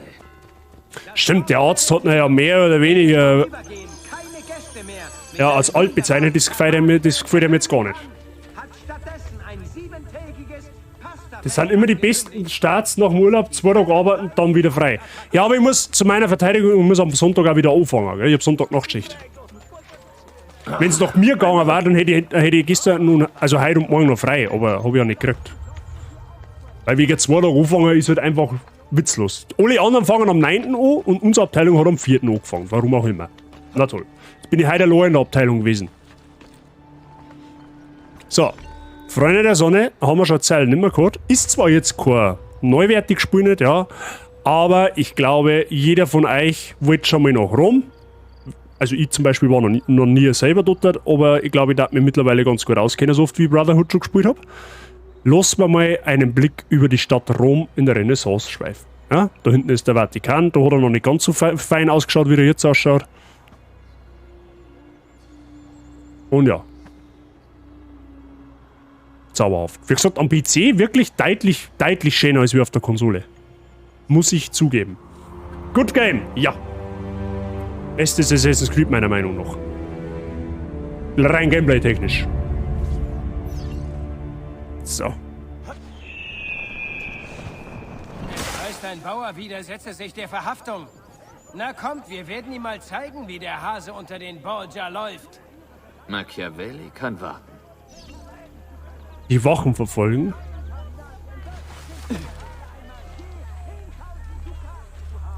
Haben wir schon mal die erste Sneak-Mission.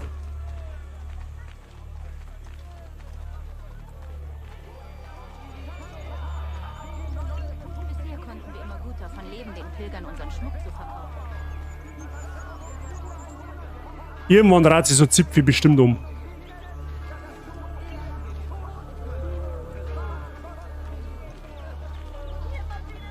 Hat mein Gatte auch noch angefangen zu trinken. Was wir uns gar nicht leisten können. Dio che miseria. Sagt Bescheid, wenn ihr ihn betrunken seht. Es blieb ihm nicht verborgen, dass eine gewisse Bestürzung geherrscht hat, weil Donna Lucrezia während seiner Abwesenheit seine Pflichten Ja, mal aufpassen. Doch er versichert euch, dass ihre Hand von höheren Mächten geführt wurde. Stimmt, schnell gehen können wir ja auch noch. Zugesagt, die den Handel in der neuen denn die Operation deiner Schwäne? Die Versklavung der Ureinwohner wird fortan von seiner Heiligkeit. Was macht dieser Rat den ganzen Tag? Okay. Der Follow im Mittelalter Verfolgungsjagd. Wie ist das 12 Jahre auf dem Buch schaut Brotherhood echt noch gut aus. Ja, also ich finde auch. Natürlich, man kennt, dass es ein bisschen matschig ist, ne? Das war halt damals so. Aber man kann es tatsächlich immer noch spielen. Also so ist es jetzt nicht. Du kriegst den Augenkrebs davor. Da könnt ihr auf das nächste Projekt freuen. Das wird ein bisschen ein Ausflug in die Vergangenheit. Ja? In meine Vergangenheit. Da spielen wir ein bisschen was anderes. Kann man sich, glaube ich, heute auch noch ganz gut geben. Vor allem, wenn man das Genre generell mag. Aber da sage ich dann mehr dazu, wenn es soweit ist.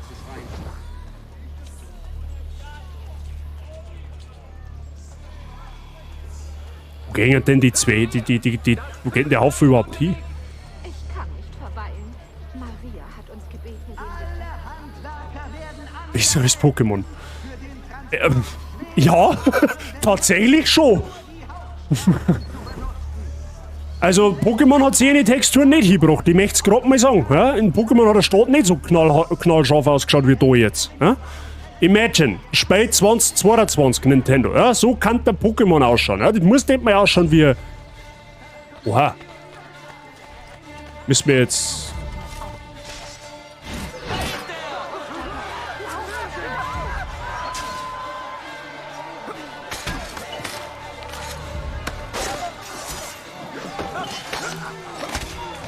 Ja, der eine oder andere Animationspack, den lassen wir noch mit. Nein, den nehmen wir noch mit. Oh, 100% sync schon hin. Kann man die Leichen nicht plündern? What the fuck? Haben sie in Luft aufgelöst.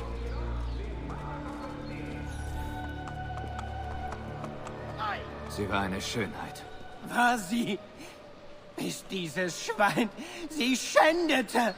Ach, hätte er sie doch umgebracht. Hätte er meinen Schatz doch einfach umgebracht. Menschen, die sie aufwachsen sahen, jubelten, als er sie bespuckte. Sie lächelten, als ihr Genick. Ich verstehe. Wie könnt ihr? Meine Livia war unschuldig. Ich verlor meine Familie am Kalten. Durch Verrat. Il Carnefice sieht von seinem Haus auf dem Hügel aus zu. Er droht mich zu hängen, wenn ich sie abschneide. Ei, ja, okay. Il Carnefice wohnt ja auf dem Hügel über dem Galgen. Er muss aufgespürt und eliminiert werden. Das Ziel mit der volle Synchronisation, das Ziel mit der versteckten Klinge eliminieren. Wenn ihr bereit seid, schauen wir mal, ob wir das hier bringen. schneidet sie ab. Ich kümmere mich um Il Carnefice. Il Carnefice. Cazzo. Das ist das einzige Wort, was ich auf Italienisch ungefähr weiß, was eine Beleidigung ist. Ja? Aber wir dürfen mehr in die Materie auch nicht eintauchen, wenn du mich fragst. Ja? Sind wir ja halbwegs anständig. Halbwegs. So.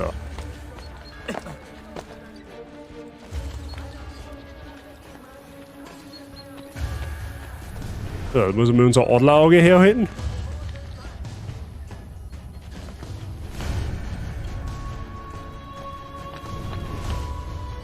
Ist dem sein Bude da dahinter, oder was? Ah, dahinter ist er. Gute Arbeit da unten. Nicht meine besten, aber es ist schwer bei so schlechtem Material. Easy. Luftattentat beste. Requiescat in pace.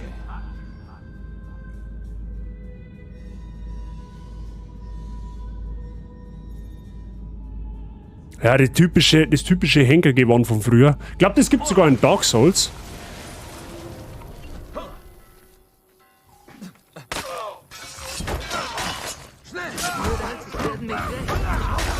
Die haben Bär in der Hosen. Ich werde alles tun. Tut das nicht.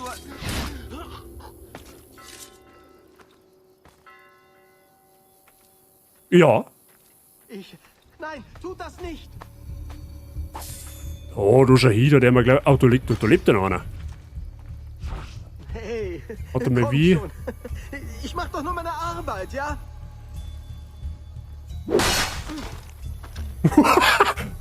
Das war der Inbegriff von Hack it to your face. Jetzt weiß ich auch wieder, wie man Waffen wirft. Nice.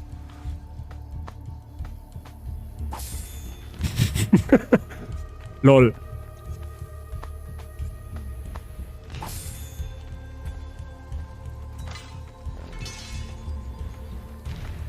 Der war gut. Darfst du auch gern klippen, so ist das. Das ist der typische Hack it to your face Moment. Der Kratos. Ja, der Kratos sei Hacke gewesen. So, plündern tue ich da aus folgendem Grund. Wir brauchen später nämlich guten Money, weil im zweiten Teil hat man ja Monteriggioni ausbauen können. Hier, in dem Teil, können wir tatsächlich die ganze Stadt renovieren. Mehr oder weniger. Ja? Und durch das generieren wir dann natürlich wieder mehr Einkommen. glatter kriegen. Ja, braucht man natürlich auch. Da haben sie so ein bisschen ein Crafting-System mit eingeführt. Das braucht man teilweise, um später Upgrades freizuschalten für die Rüstung oder auch für einen Pfeileköcher bzw. Armbrustbolzenköcher. Ne? Wir kriegen später auch eine Armbrust. Auch das wurde in Assassin's Creed Brotherhood neu eingeführt. Das ist jetzt einmal ein minimaler Bruchteil von der Map. Ja, die Map ist für damalige Verhältnisse, ja, wobei kann man schon in etwa abschätzen. Die Map war für damalige Verhältnisse unfassbar groß. Ist natürlich für heutige Verhältnisse eine winzige Map, ne? Wenn man sich die ganzen Open-World-Titel von heute anschaut, wie groß das die Maps mittlerweile haben. Aber für damalige Verhältnisse war das eine der größten Spiele-Maps, die es, glaube ich, damals gegeben hat. Ja. Wir müssen jetzt was da? Ja, wir können eigentlich noch nicht allzu viel da. Stimmt, da weiß ich noch, das waren so Borgia-Türme, die hat man machen müssen, damit man die Aussichtspunkte freischaltet, um dann wiederum die Map zum Vergrößern. Irgendwie glaube ich, so ist das gewesen. Da hat es aber auch ein paar wenige freie Aussichtspunkte gegeben. Ja? Das wird man natürlich im Stream mehr oder weniger alles spielen. So ein bisschen Nebengeplänkel werde ich dann vielleicht off-stream machen. Mal schauen. Zeigen wir es schon. Aber gut.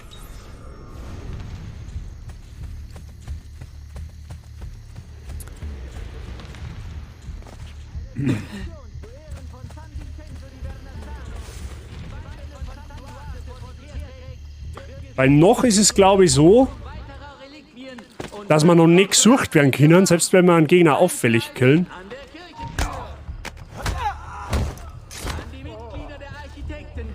Gut, ich habe ihn ja nicht umgebracht, ich habe ihn nur dezent ausgestellt.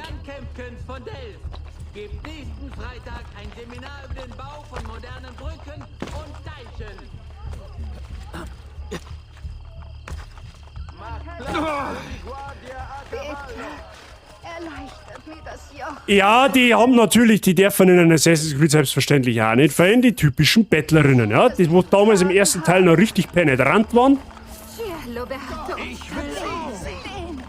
Aber gut, so, was wir mir brauchen hatten, war einmal ein Kurzschwert, ja, aber dafür haben wir noch zu wenig Florin. Haben wir da irgendwo einen Aussichtspunkt in der Nähe, den wo wir schon erklimmen könnten? Ja, dahinter, aber da müssen wir nicht hingehen, ja gut.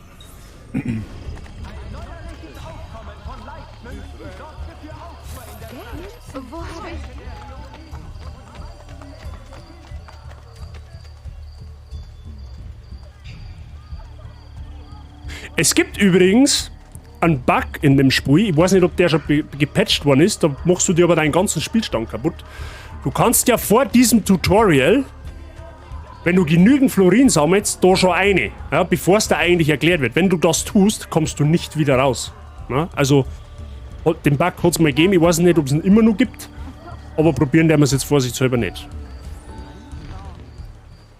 Ezio, welche Überraschung, euch hier zu sehen. Habt ihr nicht nach mir geschickt? Mitnichten. Die Nachricht vom Angriff verbreitete sich wie ein Lauffeuer. Wir waren überzeugt, ihr wärt tot. Im Zwarer gibt es kein Schnellreisesystem, nicht Ich bin noch recht lebendig. Die Borgia dürfen nicht entdecken, dass ihr entkamt.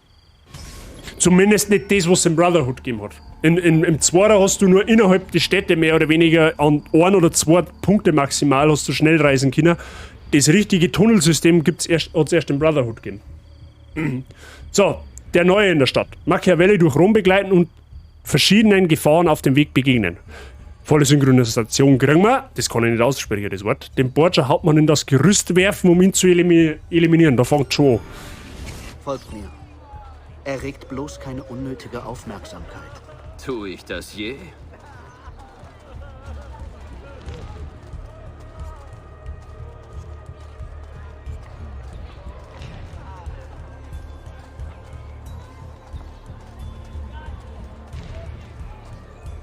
Ja. C'è ist in Italien. Ist wieder Name sofort. Es wäre weise, eine Ausrüstung zu kaufen. Ohne werdet ihr in Rom nicht lange überleben. Und wo soll ich das Geld hernehmen? Soll es mal von den Baum überbrücken? Und die Wachen haben Büchsen. Dank der Borgia. Zum Glück kann ich euch helfen. Aha. Grazie. Als mein Schuldner hört ihr vielleicht auf die Vernunft. Falls ich hier begegne, lasse ich es euch wissen. Sehr gut. Wie viel Geld hat uns gegeben? 1200. Hauseigene Schlosserei. Für all eure Häuser. Das Stilett sollten wir uns kaufen, ja. Das, ein Kurzschwert nehmen wir auf alle Fälle. Kurzschwert ist richtig geil. Zum Killen. Hat coole Killeranimationen. Eine Rüstung kaufen wir uns auch gleich noch, weil schaut da nicht. So. Mehr geht schon wieder nicht. Ben, Oh, nur Jahi. die Reise zurück nach Florenz überleben. Stimmt, weil da hat man dann. Ja, genau, stimmt. Mit dem Schwert hast du teilweise hast du zu dem schießen können, mit dem Kurzschwert hast du Wurfmesser werfen können. Und mit der versteckten Klinge hast du dann Gegner auch vergiften können. Ich meine, da ist dann noch irgendeins dazugekommen, ich weiß aber nicht mehr was. Aber gut, das werden wir außerfinden. Leicht. Aber ich gehe nicht nach Florenz. Es wird keinen Frieden geben, bis wir uns nicht gegen die Borgia-Familie erheben und die Templer, die ihnen dienen. Ich erinnere mich nicht an solch starke Worte in Monteregione. Woher hätte ich wissen können, dass sie mich so schnell finden? Und dass sie Mario töten? Rodrigo umgibt sich mit Schlangen und Mördern. Selbst seine Tochter Lucrezia wurde zu einer seiner schärfsten Waffen gemacht. Scharf im wahrsten Sinne des Wortes. Im Vergleich zu dem Mann hinter dem Angriff auf die Villa. Er ist ehrgeizig, skrupellos und grausam ohnegleichen. Gesetz und Moral bedeuten ihm nichts. Er tötete seinen Bruder im Kampf um Macht. Er kennt weder Furcht noch Schwäche. Die, die nicht durch sein Schwert sterben, schließen sich ihm an. Die mächtigen Familien der Orsini und Colonna kriechen vor ihm im Staub. Und der König von Frankreich steht ihm zur Seite. Nennt mir seinen Namen. Cesare, Führer des päpstlichen Heers. Was er mit seiner Macht im Schilde führt? Was den Mann antreibt? Ruhe nehmen wir mit. Looten ist wichtig. Das vermag ich nicht zu sagen. Aber Ezio, Cesare hat ganz Italien im Visier. Und bei seinem Tempo wird er es kriegen. Höre ich da Bewunderung in eurer Stimme? Er versteht es, seinen Willen durchzusetzen. Ein seltenes Talent heutzutage. Ja, irgendwas, ich weiß, dass mit dem noch irgendwas ist, aber, ne, was genau, bin ich mir halt nicht mehr sicher. Ist doch schon eine Zeit her. Heute lag wieder ein Toter in der Straße.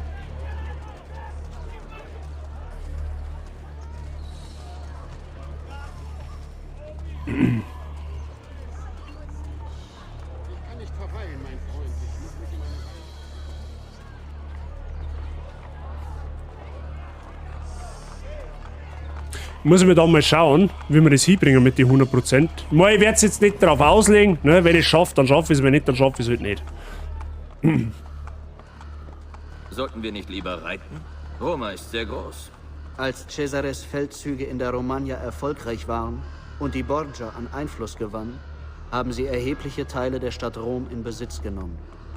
Diese Stelle können wir nicht benutzen. Oh, der Wille der Borgia ist Gesetz? Was wollt ihr andeuten, Ezio? Stellt euch doch nicht dumm, Machiavelli. Habt ihr irgendeinen Plan? Ich improvisiere. Den Borgia-Hauptmann töten. Stimmt, da hat man immer erst einen Hauptmann töten müssen, bevor man auf den Turm aufgekommen ist. Richtig, genau. Ja, habe ich nicht mehr gewusst. Natürlich waren das alles die Sperrgebiete, da hat man also richtig aufpassen müssen. Schauen wir mal, ob wir das irgendwie hinbringen.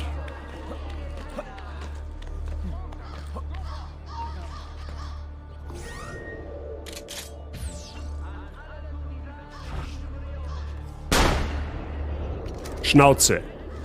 Schießen kann ich, und zwar scharf.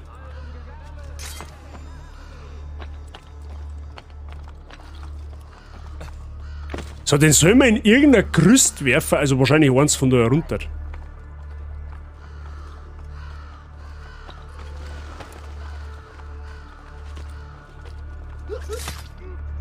So, erst einmal die ganzen Zipfen da außen rum mal. Hab's nicht mehr.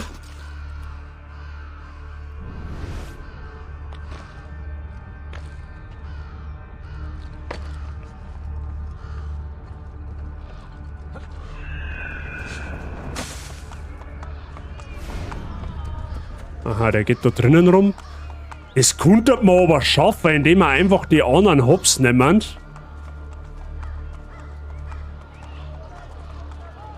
Dann müsste das doch eigentlich ganz gut machbar sein. Wir haben zwei Gerüste. Eins ist da, das andere ist da. Dann schreibt man einfach die 4 Hamperer da aus und dahin geht's.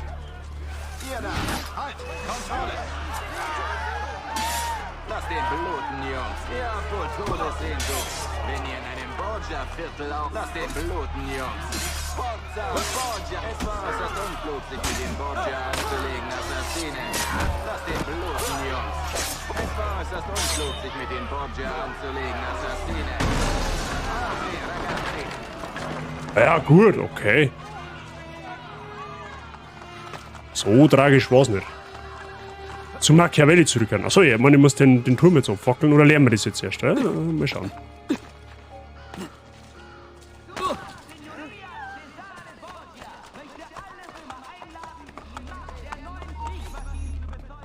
Nur weil ihr ein paar Wachen tötet, gewähren euch die Leute nicht automatisch Zugang zum Stall. Ihr habt recht. Wir müssen ein Zeichen setzen. Wartet hier. Stimmt, das ist Tutorial für die Borgia-Türme.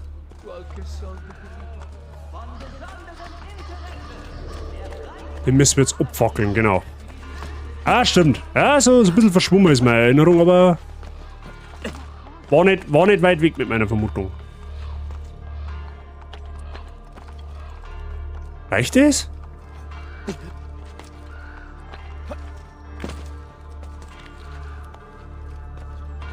Schei.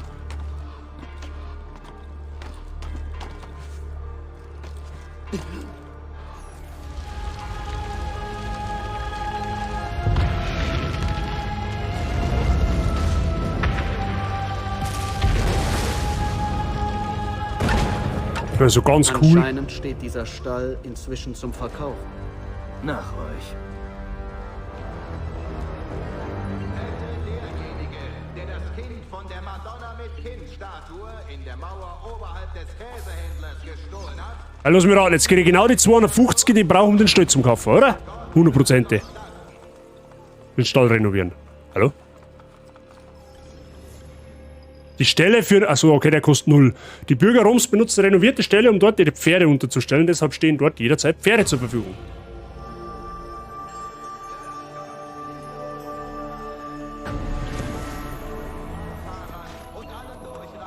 Roms Einkommen auf 48 Florin alle 20 Minuten. Genau.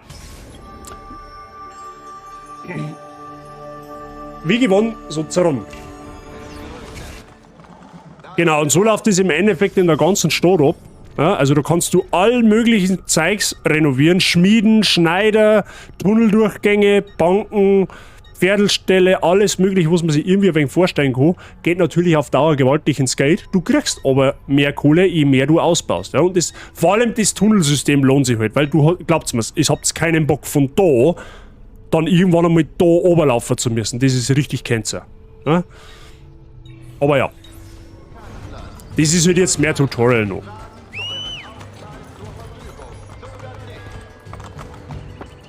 Ah, haben wir jetzt in Witcher 3 angekommen oder was? Ja, komm jetzt.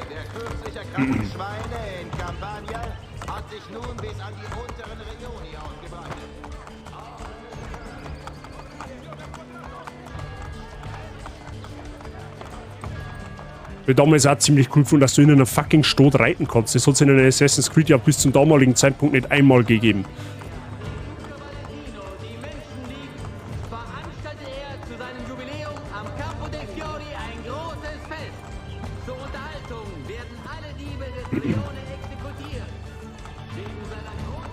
Das Pantheon Ihr versteht es, Wunden zu schlagen. ist halt, glaube ich, eine große Bank, wenn man nicht alles täuscht, oder? Ich will die Krankheit besiegen, nicht Symptome kurieren. Streitet nicht mit mir. Gut, dann lasst uns offen reden. Rodrigo Borgias Tod hätte nichts geändert. Das wage ich zu bezweifeln. Seht euch Rom an. Das Machtzentrum der Borgia und der Templer. Einen Mann zu töten ändert nichts. Wir müssen ihnen die Quelle ihrer Macht nehmen. Schlagt ihr vor, an das Volk zu appellieren? Vielleicht. Auf das Volk vertrauen heißt auf Sand zu gehen. Da irrt ihr. Der Glaube an die Menschlichkeit sitzt tief im Herz der Assassinenbruderschaft. Und der muss eurem innersten Kreis angehören. Los, holt zurück, was er euch stahl. Das ist irgendwie so Running Gag geworden in die Assassin's Creed Spiele. Gebt mir mein Geld zurück! Das war im zweiten Teil nämlich auch schon so.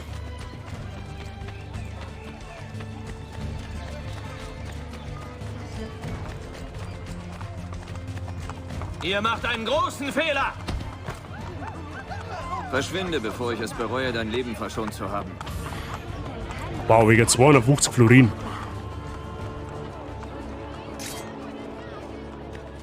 Gut.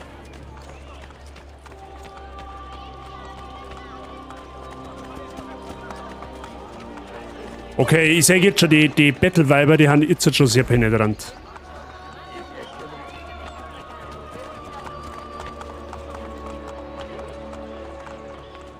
Okay, lul.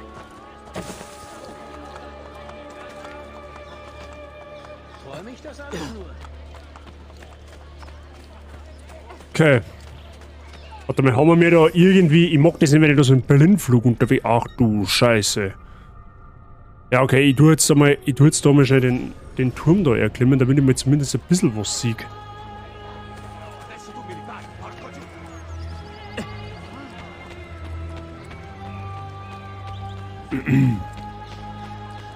Basilika di Santa Maria in Araceli, wie auch immer.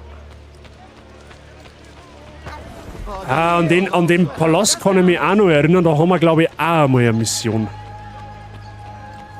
Ich habe übrigens die Deluxe-Version gekauft, das heißt, wir haben da Stilsi auch mit dabei.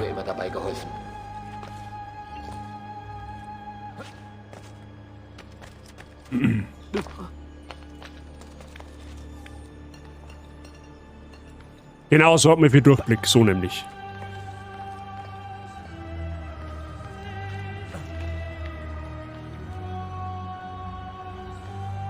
Hat man da einen Klettersprung noch nicht China? Das lernt man ja im Zwarer. Ich glaube, da hat man sich Ausrüstung kaufen müssen. Ich bin mir einfach nicht mehr sicher.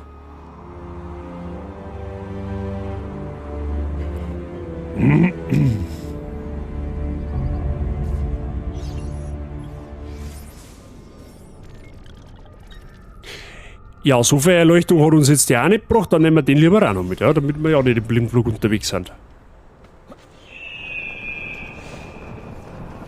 Tempio di Vespasiano, okay. Ich freue mich schon vor allem auf später mal, das kommt dann Richtung Midgame, wenn du dann Assassinenbruderschaft quasi rekrutierst, ja, und die dann bis zu 2 Stück mit in deine Missionen nehmen kannst, wo du dann auf Random einfach irgendwie, ja, die Assassinen vorschicken kannst, so auf Stealth-Kill, ne, auf das freue ich mich schon, das ist richtig geil gemacht worden damals. Hat mir richtig gut gefallen. Ja, da ist dann unsere Hauptmission. Da lernen wir uns dann wahrscheinlich das mit dem Tunnel.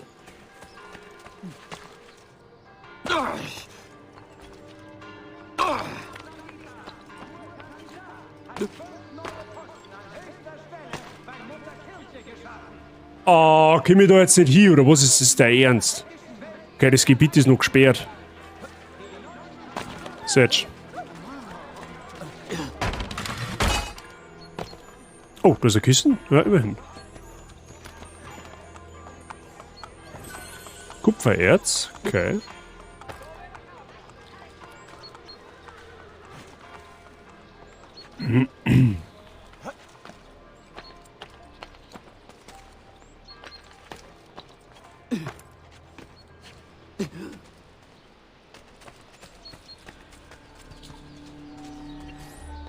Habt ihr unserem Freund das Geld wieder abgenommen? Hab ich. Ein kleiner Erfolg.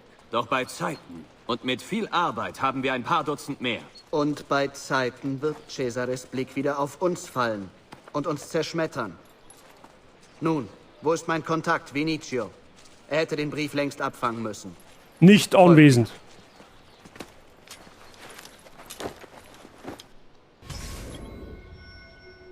So, wer hat Post? Machiavellis Kontaktperson treffen und den Brief nehmen, den er bei sich trägt. Volle Synchron...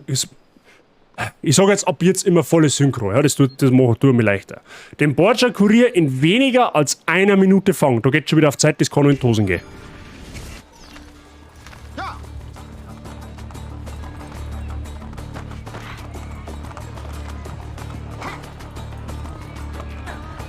Ja, was ist jetzt, du Profireiter, hä?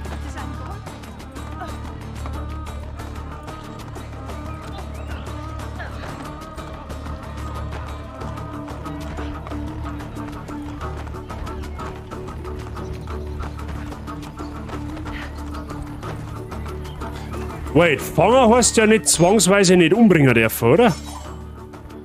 Dann werde ich ihm noch einmal ein paar Wurfmesser ins Knie werfen, dann läuft er nicht mehr so weit.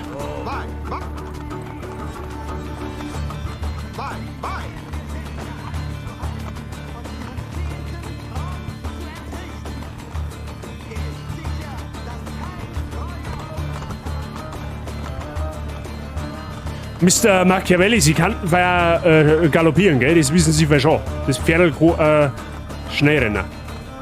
Schaut diese Fassade an, die sich Regierung nennt. Der Papst war sehr klug, sie aufrechtzuerhalten. Euer Freund, das Volk, lässt sich davon leicht narren. Wann seid ihr so zynisch geworden? Ich beschreibe nur die Wirklichkeit in Rom. Oh, Freunde, Kolosseum. Vielleicht ist nicht alles verloren. Die gute Nachricht ist schon gut, dass wir Verbündete in der Stadt haben. Wie lange noch allerdings, kann ich nicht sagen. Kolosseum. Flash, habe ich die Ehre, grüß dich.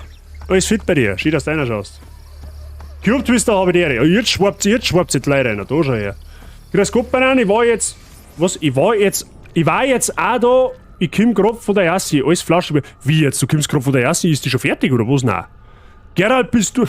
Bei mir ist alles fit. Sehr schön. Das freut mich. Hat der Obelix umdekoriert. Ja, der hat einen Hinkelstau reingeworfen. Er wollte die offizielle Post des Vatikans stehlen. Perdonatemi, Signore. Ihr müsst euch irren. Für wen arbeitest du, Ladro?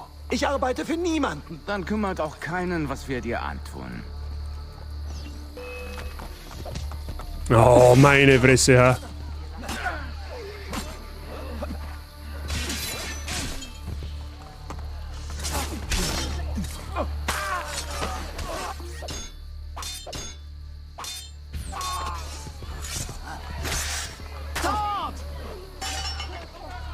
Kannst du auch irgendwas? Grazie. Wo ist er? Der Kurier hat den Brief noch. Bist du alles fit bei dir? Ezio, stoppt ihn. Trefft mich bei den Thermen... Wo?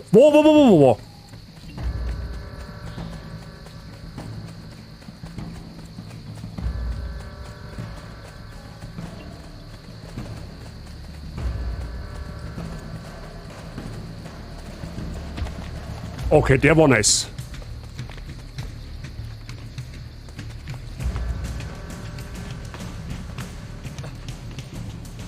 Da bleibst. Ja gut, so schnell lauft er jetzt auch wieder nicht. Ah, und jetzt kommst du mal runter, oder was? Wo Scheibe? Wait a minute. Ist Kolosseum nicht an und für sich auch ein Aussichtspunkt?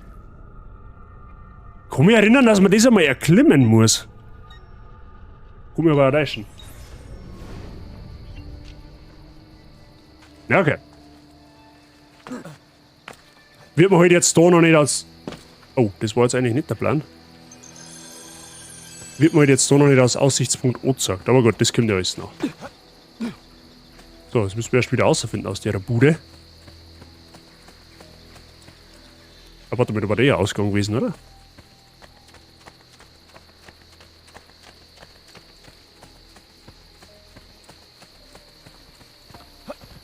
Ich kann mich noch erinnern, dass wenn es Nacht ist, ne, also wenn es finster wird, dann kommt es an manchen Stellen in der Map vor, dass du von Banditen überfallen wirst. Die kommen einfach aus dem Nichts und greifen die an. Und die droppen besondere Gegenstände, die du brauchst für später fürs Herstellen von eben Köcher, Rüstung, Waffen und so weiter und so fort. Also die lohnt sich immer, dass man den Angriff quasi dann ja über sich ergehen lässt. Oder besser gesagt, wenn man sich von ihren Wahn erlöst. Ja, weil er Chance am Dienst dann nicht wirklich. Aber ja. Terme di Traiano. Dann rein ins Viech, aber 100%. Ich glaube, ich weiß sogar, was jetzt dann für eine Mission kommt. Weil das Aquädukt oder das Freibad da, das mittelalterliche Freibad da erinnert mich nämlich auch an eine Mission. Bin mir nicht sicher, ob die jetzt schon kommt, ich glaube aber schon. Da werden wir jetzt mehr oder weniger auf die Dungeons in diesem Spiel aufmerksam gemacht. Ich glaube es zumindest, dass das da jetzt kommt.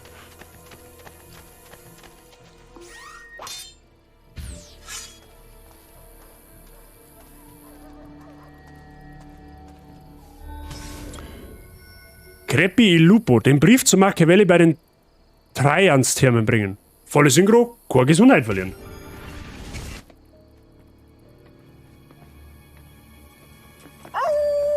Ja, jetzt kommt die Mission tatsächlich.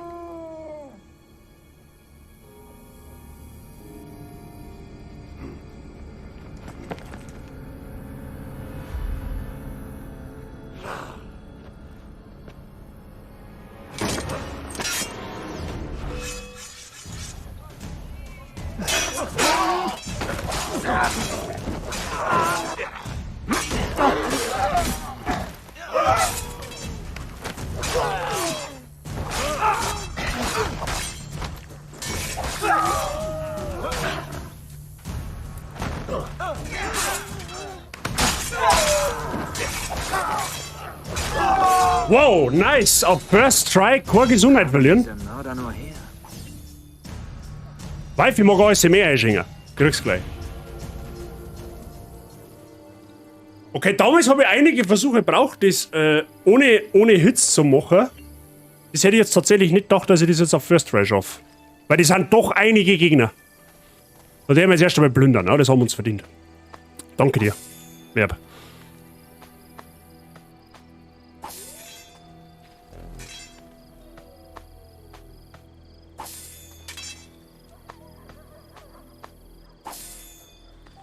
Ah, schön. Schön plündern. Immer looten, Freunde. Looten und bluten.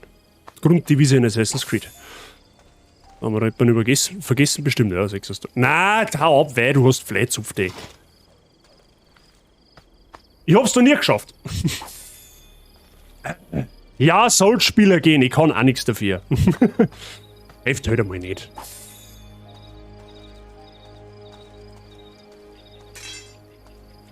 Loot tut gut, genau so, Flash. Du hast es verstanden. Mehr Loot, mehr gut. Ich meine, wir haben ja zwar jetzt alles voll, ja, bekanntermaßen, aber wir tun es jetzt wegen dem Geld. So, jetzt passt auf, jetzt muss ich schnell ein Becher und was zum Trinken holen.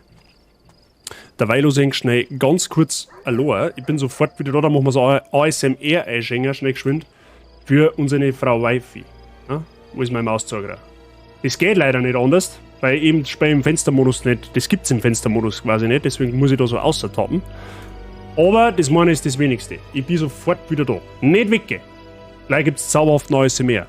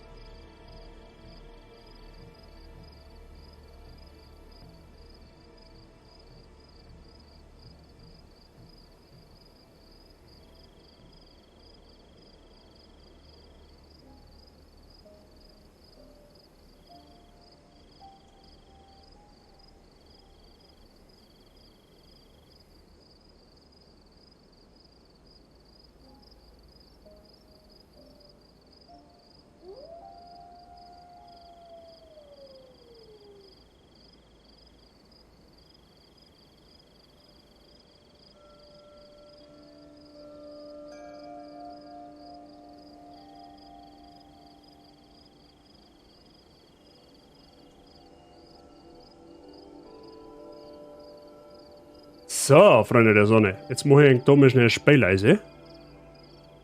Habt ihr ja schön der Assassin's Creed Musik lauschen können.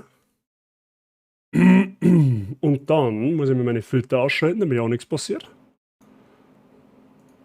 Und dann kriegt Wifi. Pro Gamer Gene. Was? Pro Gamer Gene, Pro Gamer, entweder man hat's oder nicht. Ja, in den meisten Fällen has ich nicht. In den meisten Fällen has ich nicht. Das war, glaube ich, mehr Dusel als Verstand, dass ich das jetzt ohne Treffer zu kassieren geschafft habe. So, Freunde, viel wichtiger ist aber jetzt folgende Triggerwarnung. Erste Triggerwarnung, falls du jetzt die ganze Zeit schon hättest bieseln müssen und bist nicht gegangen, dann musst du das definitiv jetzt danach tun. Das ist die erste Warnung, die ich dir geben kann. Zweite Warnung, die ich dir geben kann, wenn die noch nicht dirscht hat, dann wird die jetzt gleich dirschen. 100%ig sogar, bin mir fast sicher. Ja? In diesem Sinne, Mrs. Wifi, extra für die. Eine niegelnagelneue Flaschen, ne? Niegelnagelneue Schwipflaschen, eine niegelnagelneue Schwipschwapp Zero Spezi Flaschen, heißt bekanntermaßen. Da ist ganz viel ASMR drin. Ja? Ganz viel. Niegelnagelneu, ja?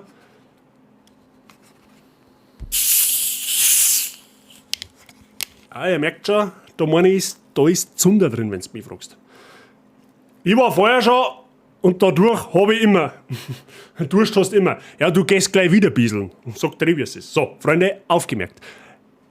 Egal, ob ihr jetzt auf ein Surround-System, auf ein Headset oder auf ganz normale Boxen habt, auf dran, Freunde der Sonne. Okay? Mrs. Wifey, viel Spaß.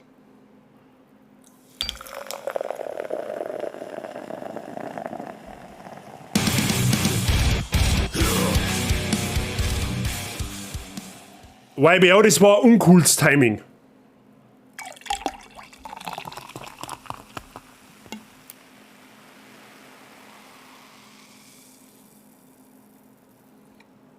Weiß ich jetzt nicht, inwiefern das noch umgekommen ist, nachdem der YBO reingerätscht ist, habe ich der an der Stelle.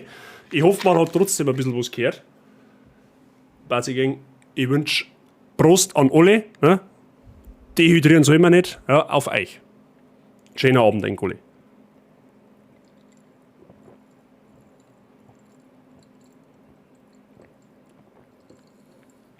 Wifi, merci dir fürs Einschenken.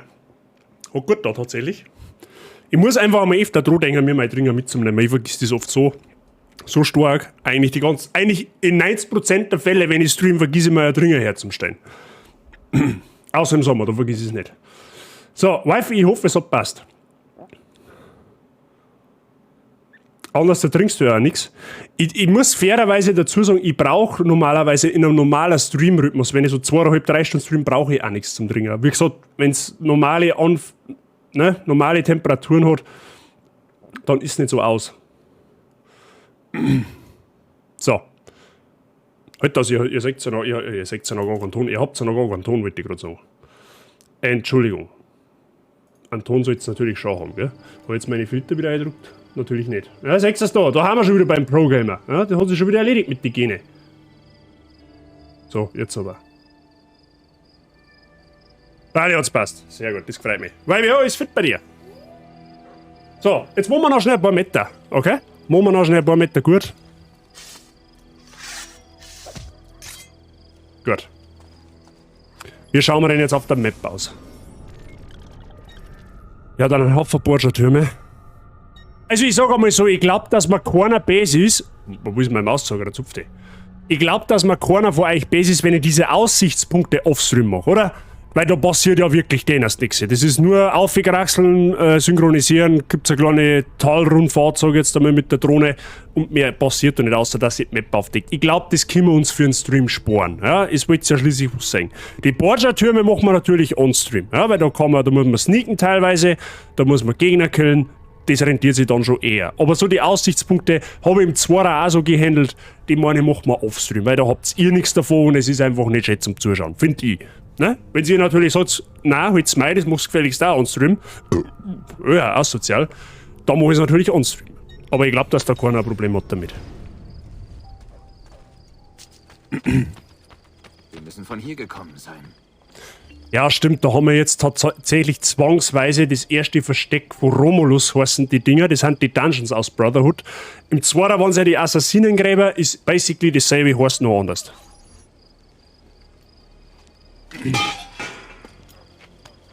Ja, den machen wir da, das passt perfekt. Das passt perfekt.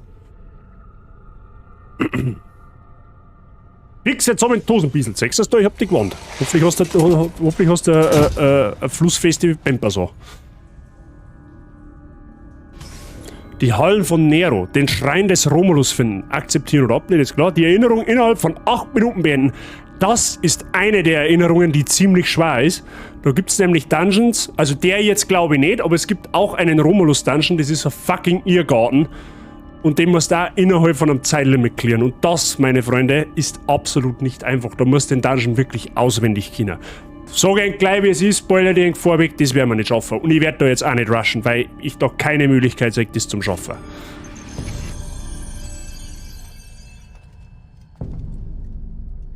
Neros goldenes Haus.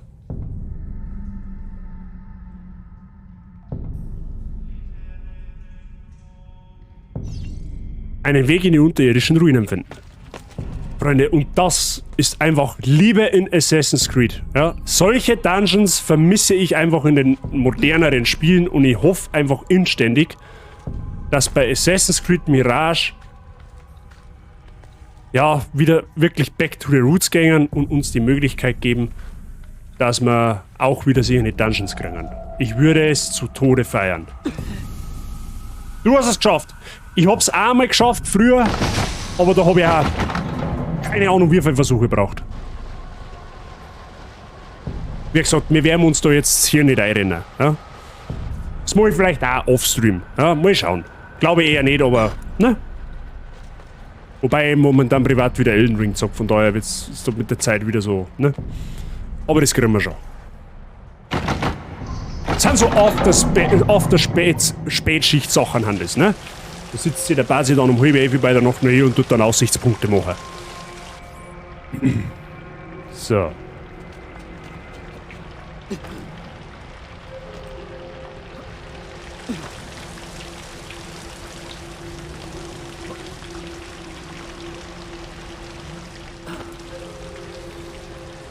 So, dann sollen wir nach oben.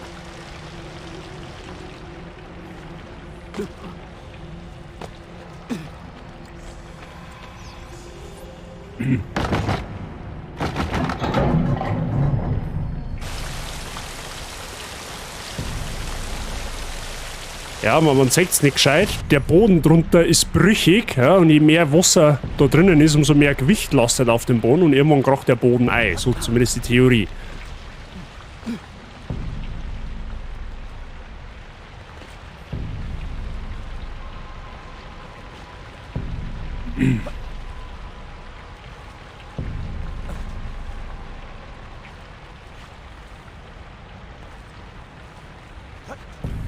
So.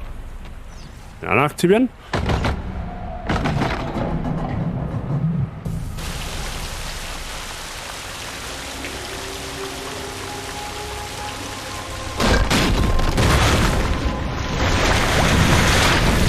Ja, gut, so hätte ich es jetzt eigentlich nicht gedacht, aber okay. Nimm ich natürlich auch mit.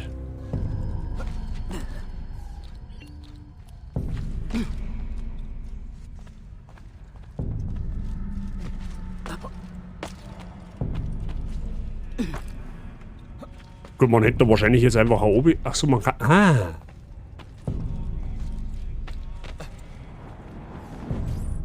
Schöner Gipfel. Jetzt hätte ein Turmspringer werden können. So, was haben wir jetzt da? Aha.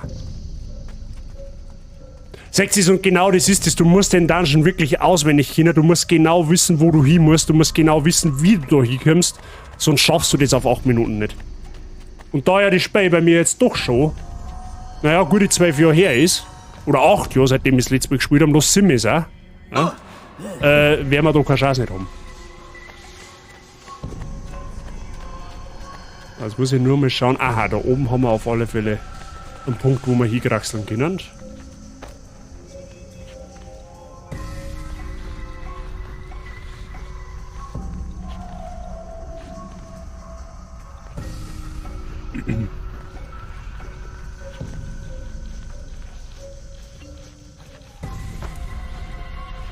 Okay. Musikalische Untermalung in Assassin's Creed, absolut. Eine absolute 11 von 10. Ne? Ja, ihr merkt, ich schwärme von dem Spiel. Minimal.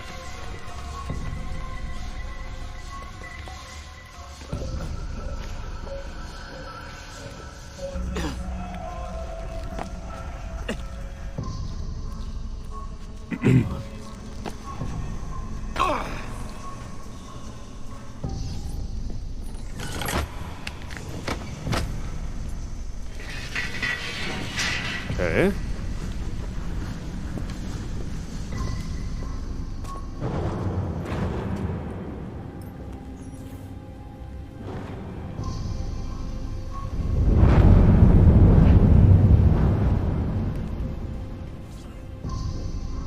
Ja, Heizöl ist teuer, gell, Freunde der Sonne. Nicht so verschwenderisch schwarzen da drin. Unterirdischen Ruinen erkunden. Ich steige mal aufs Dach, da gehst du her.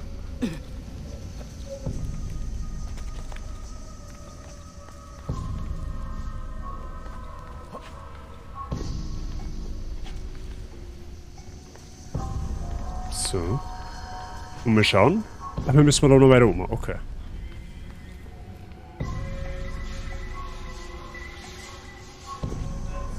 Jetzt hätte ich bald den Arm nicht gesehen.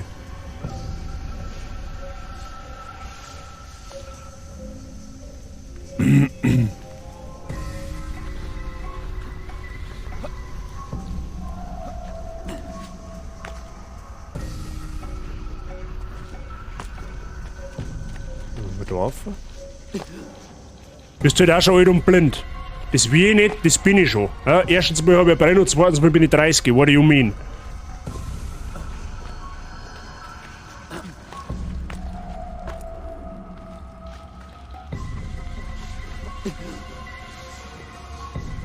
Okay.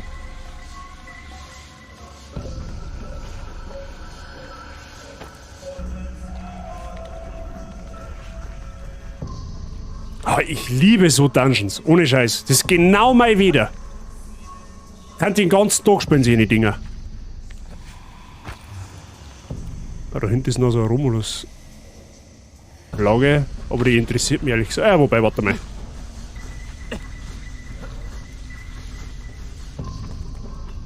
Und noch Blädersack kommt da. Ja, toll. Kommt der Blädersack, kannst du fällt da sein. Ja, das kann ich Gott sei Dank noch unterbinden. Hey, wie kommt man jetzt auf die Flagge da hin?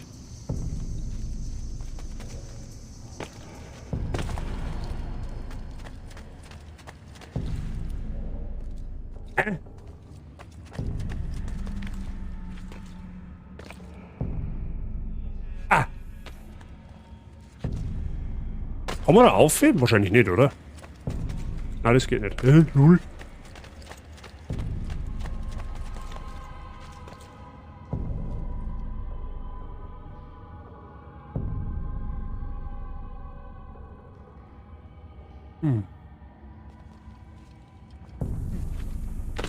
Warte mal. Ah, da schaut's mir gut aus. Wie? Lull.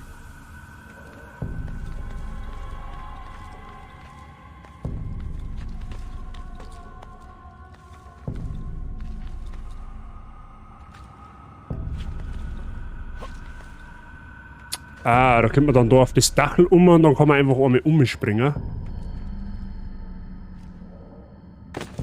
Ja gut, so geht's auch.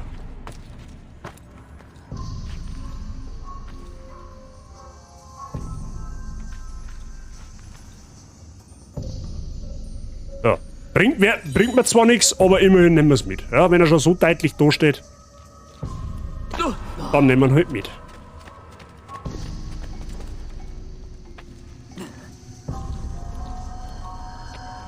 So, was haben wir da jetzt?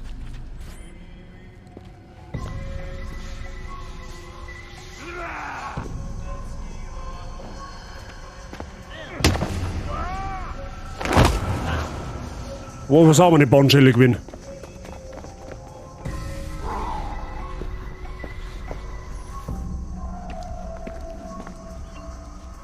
Den Dungeon gar nicht mehr so lange in Erinnerung, wenn ich ehrlich bin.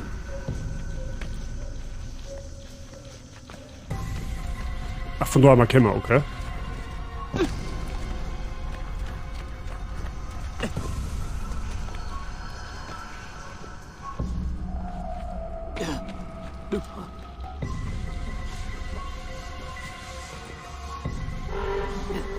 Ja genau, da läuft jetzt die Zeit ab für die volle Synchronisation.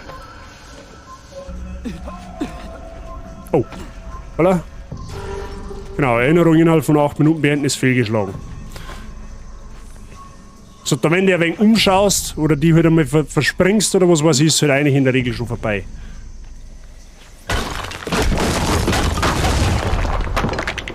Nun komme ich wieder hier hoch. Oh gut, Shortcut.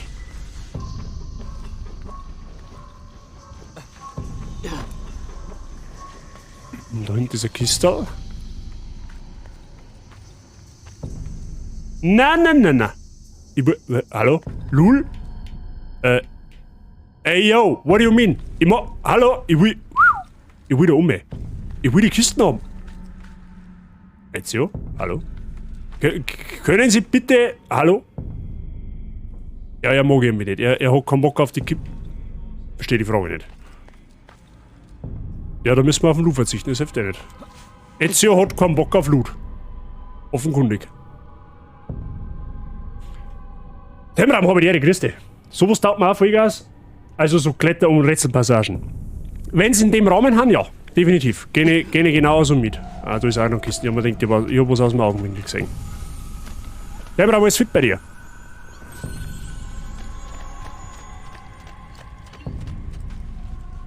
Hm. Da hinten ist wieder so eine komische Flagge. Müssen wir da auf zu? Du die da mal erhöhen, da bin ich da mal. Aha, ich seh schon. Du hast Bier, dir geht's gut. Sehr schön. Das freut mich zum Hören.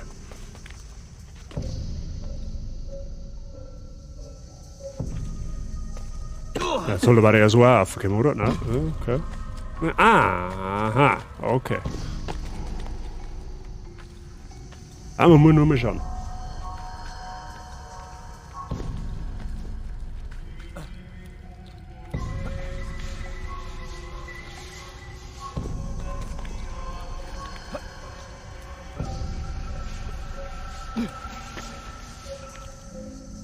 Okay.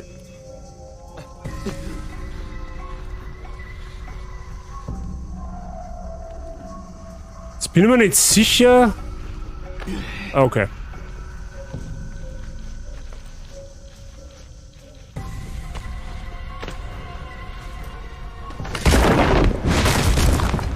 Okay, ist wieder Shortcut. Helfen, wenn ich stürze.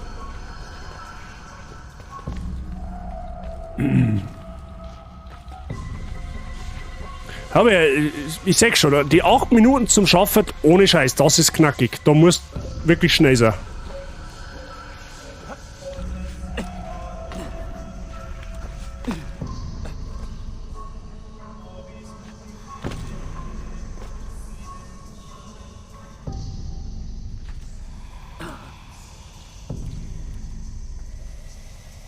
Okay.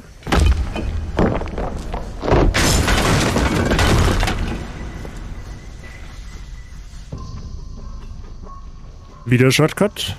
Perfekt. Ein Rückweg, wenn ich falle. So.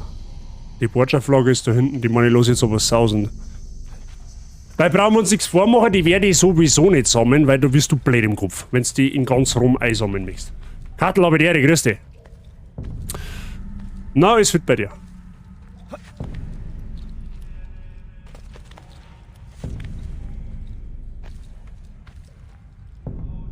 Hm.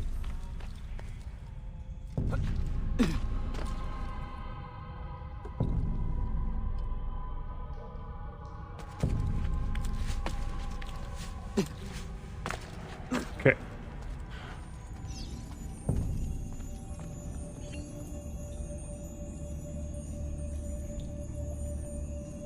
Da gibt's Loot, Freunde der Sonne. Oh, die Musik einfach so geil.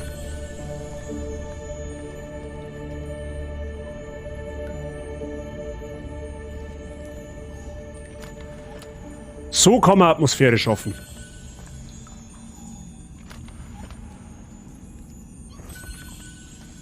Gut, ich bin mir zwar jetzt nicht sicher, ob ich Tomaten haben muss, die da in der Kiste versauern, aber okay. Lassen wir jetzt einmal so stehen.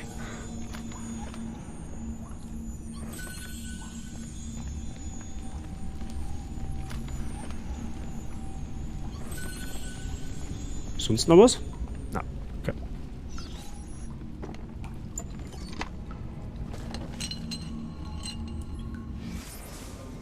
Schriftrolle 1 von Romulus. Ich lasse die Rüstung meiner Familie hier, sicher einer der besten, die je angefertigt wurde. Möge sie dich, der du sie findest, im Kampf stärken. Andere Handschrift. Wir haben sie genommen und wieder hinter diese eiserne Tür gebracht. Die 6 Schlüssel, die sie öffnen, wurden unter unseren Brüdern verteilt. Wir werden sagen, sie kommen von Romulus und sie werden sie anbeten. Zoomen, um Bilddateien zu sehen. Was? Aha. Okay.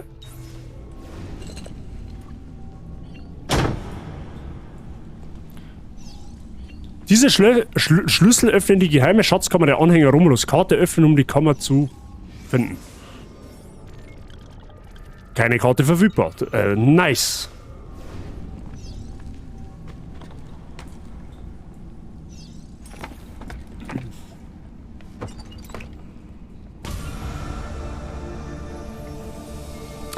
Nice. Schöner Dungeon. Hat mir gefallen. War zauberhaft. Habe ich auch gar nicht mehr so in Erinnerung gehabt, tatsächlich.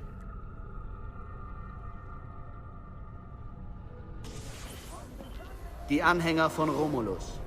Diese Bande falscher Heiden terrorisiert die Stadt schon seit Monaten und treibt die Menschen in die Arme der Kirche. Wie praktisch. Genau. Ich vermute, die Borgia unterstützen sie. Doch Beweise dafür sind rar. Deshalb ist dieser Brief auch so wichtig. Hier ist er. Ich hoffe, ihr könnt ihn entziffern. Katzo. Schon wieder verschlüsselt. Dieser sollte doch eigentlich lesbar sein. Sie übermitteln sie mit einem Chiffrierblatt. Ohne das haben wir nichts. Manchmal ist Logik nicht der einzige Weg, eine Schlacht zu gewinnen. Andiamo. Ihr sagtet, wir hätten Verbündete. Bringt mich zu ihnen. Folgt mir.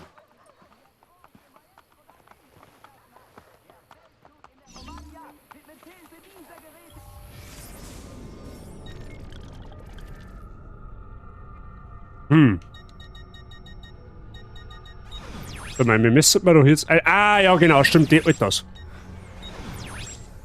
Genau, da sieht man nämlich auf der Karte diese Verstecke markiert, wo die haben. Da ist der Schatz des Rom. Jetzt bin ich mir nicht sicher, ob das die Schatzkammer ist. Ich glaube, das ist die Schatzkammer. Die anderen Verstecke, die schaltet man frei, indem man Karten aufdeckt. Wenn man nicht alles täuscht. Irgendwie so ist das gewesen, glaube ich. Gut, Freunde der Sonne. Da sitzen wir aber für heute einen Cut da, ich sagen. Ich glaube, das passt ganz gut. Ja, haben wir schon ein bisschen was gesehen. Das Tutorial haben wir mehr oder weniger für heute schon überstanden.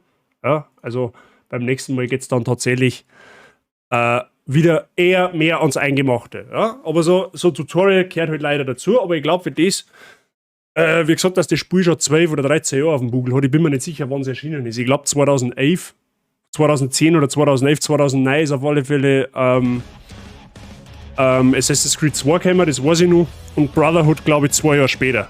Aber wie gesagt, hundertprozentig sicher bin ich mir da nicht. 2010 ist gekommen, okay, also ein Jahr später. Für das, dass das Spiel dann heuer 13 Jahre alt wird, macht's das noch verdammt gut.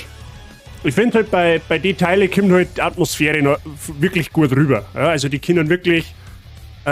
jetzt, wo wir durch den Dungeon gesprungen haben, bin ich voll im Sog gewesen auch, so. 2011 war Revelations, ja, das kann dann durchaus möglich sein. Wie gesagt, die waren mir nicht mehr sicher, ob es 2010 oder 2011 war. Aber Leute, was sagen wir denn zu Assassin's Creed Brotherhood? Ist, glaube ich, ein ganz cooles Projekt, was wir da angehen können. Also mir taugt's. Es ist tatsächlich für mich wirklich einmal ein Spiel, wo ich wieder wirklich einmal entspannt spielen kann, wo ich mich einfach zurücklehnen kann, wo ich einfach, ja, wo ich nicht hustlen muss. Ja, das haben wir mit The Last of Us genügend noch. Da war es ja am Montag auch sehr, sehr intens zum Schluss aussieht, wo ich ein bisschen salzig geworden bin. Aber gut, das gehört dazu. Flauschig zum Zuschauen, taugt auf jeden Fall. Das ist recht, genau das will ich hören. Ich kenn's, schau's aber gerne nochmal an. Ja, stimmt, du, der Mike und ich haben wir da schon mal drüber geredet. Aber die Story vom Ezio oder generell von Assassin's Creed, von der Desmond-Reihe, ist halt einfach wirklich eine richtig, richtig gute Geschichte. Wer was Negatives zum Sagen hat über Ezio, möge für immer schweigen. Jeder darf seine Meinung haben. Wie gesagt, ich habe vorher drüber geredet. Ich verurteile keinen, der sagt, er mag die alten Teile nicht. Ich verurteile auch keinen, der sagt, er mag die neuen lieber. Das ist Geschmackssache. Jeder ist, was Assassin's Creed angeht, da. Also es gibt, glaube ich, wenige, die einer Meinung haben. Ist absolut okay, wenn einer sagt, er mag Brotherhood oder generell die alten Spiele nicht. Völlig okay. Ja? Ich bin halt ein Verfechter der alten Teile. Italienischer Akzent, das sparen wir. Erstens einmal kann ich es nicht und zweitens einmal, wenn ich es da, dann ist es richtig schlecht. ich will ja eng nicht vergraulen, ne? Das will ich ja nicht. Jetzt muss ich nur schnell kurz was tippeln.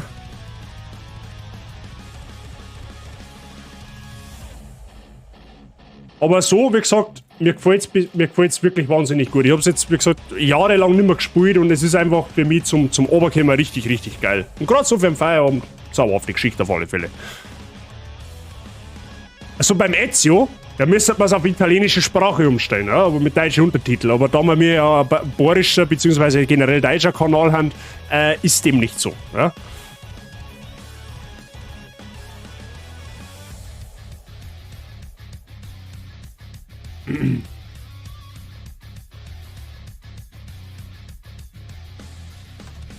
Freunde der Sonne, nächster Stream, weiß ich noch nicht hundertprozentig, wann ich den mache. Eventuell Sonntagvormittag, das ist aber noch nicht sicher. Das darf ich dann wieder wie gehabt in Discord reinschreiben. Ja. Falls irgendwer da ist, der noch nicht auf meinem Discord-Server ist, komm da gern drauf. Ja. Da kriegst du sämtlichste Info über mich und meinen Stream. Wann ich live gehe, was für Uhrzeit, was für Tag, was für Spiel, kriegst du da. Ja. Das ist wie beim Holländer, da kriegst du einen Wurstler, einen Käse mit dazu und ein bisschen ein Groß, wenn es pressiert. Also gern da mal draufschauen, kostet ja über mich. Mit mir und mit den anderen gern über sämtlichste Themen unterhalten. Ich mich freuen, wenn der Discord noch weiter wachsen könnte. Da haben schon einige Leute drauf mittlerweile. Mittlerweile haben wir über 70 Leute. Das ist schon Wahnsinn, abgesehen davon. Und check dann gerne an der Stelle noch mal aus, ob du vielleicht noch kostenlos einfolgen kannst. Ja? Weil, wie ich schon sage, das ist kostenlos und darf aber ganz, ganz schwer helfen. Mittlerweile haben wir 244 Geschubste. Das ist eine zauberhafte Zahl, die darf aber auch gerne noch größer werden. Vielen Dank dafür. So. Wie gesagt, am Sonntag, eventuell Vormittag, sage ich aber noch Bescheid, da darf man aber dann erstmal mit The Last of Us wieder noch weiterspielen. An Ezio sagen wir erst nächste Woche am voraussichtlich Montag wieder. Ne?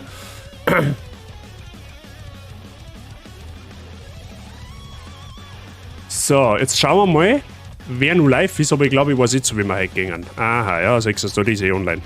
Wir gehen heute zu der Yassi. Die Yassi ist jetzt aufgrund der Krankheit in einer etwas längeren, in Anführungszeichen, Pause gewesen. Ja, jeder von euch kennt Yassi und wer die Yassi noch nicht kennt, der lässt einen Daumenling da. Eine österreichische Streamerin, eine sehr sympathische Streamerin. Gern Liebe da lassen, ja. Ist wirklich, wie gesagt, eine sehr liebe Person. Die hat es auf alle Fälle verdient. Macht sehr guten Content, die spielt Resident Evil. Ja. Wer ballern und gruseln mag, der ist da sehr gut aufgekommen. Sonst kommt der Cypher bei, genau. Der Raid-Command ist im Chat, Freunde der Sonne. Einfach kopieren. Einmal für Subs, einmal für Non-Subs. Sucht euch das aus, was für euch zutrifft. Und kopiert es dann bei der Yassi in den Chat. Fügt es bei der Yassi in den Chat ein und kopiert es in meinem Chat. So würde ich sagen.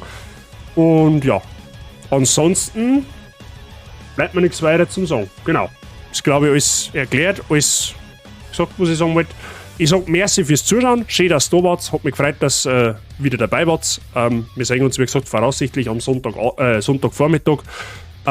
Ich wünsche euch noch einen schönen Abend. Für alle, die noch Urlaub haben, einen schönen Urlaub. Und für alle, die morgen noch arbeiten müssen, einen angenehmen Arbeitstag. Wir hören uns dann am Wochenende voraussichtlich wieder. In diesem Sinne habe ich einen schönen Abend euch. Viel Spaß bei der Yassi und merci nochmal fürs Dasein und für den Support.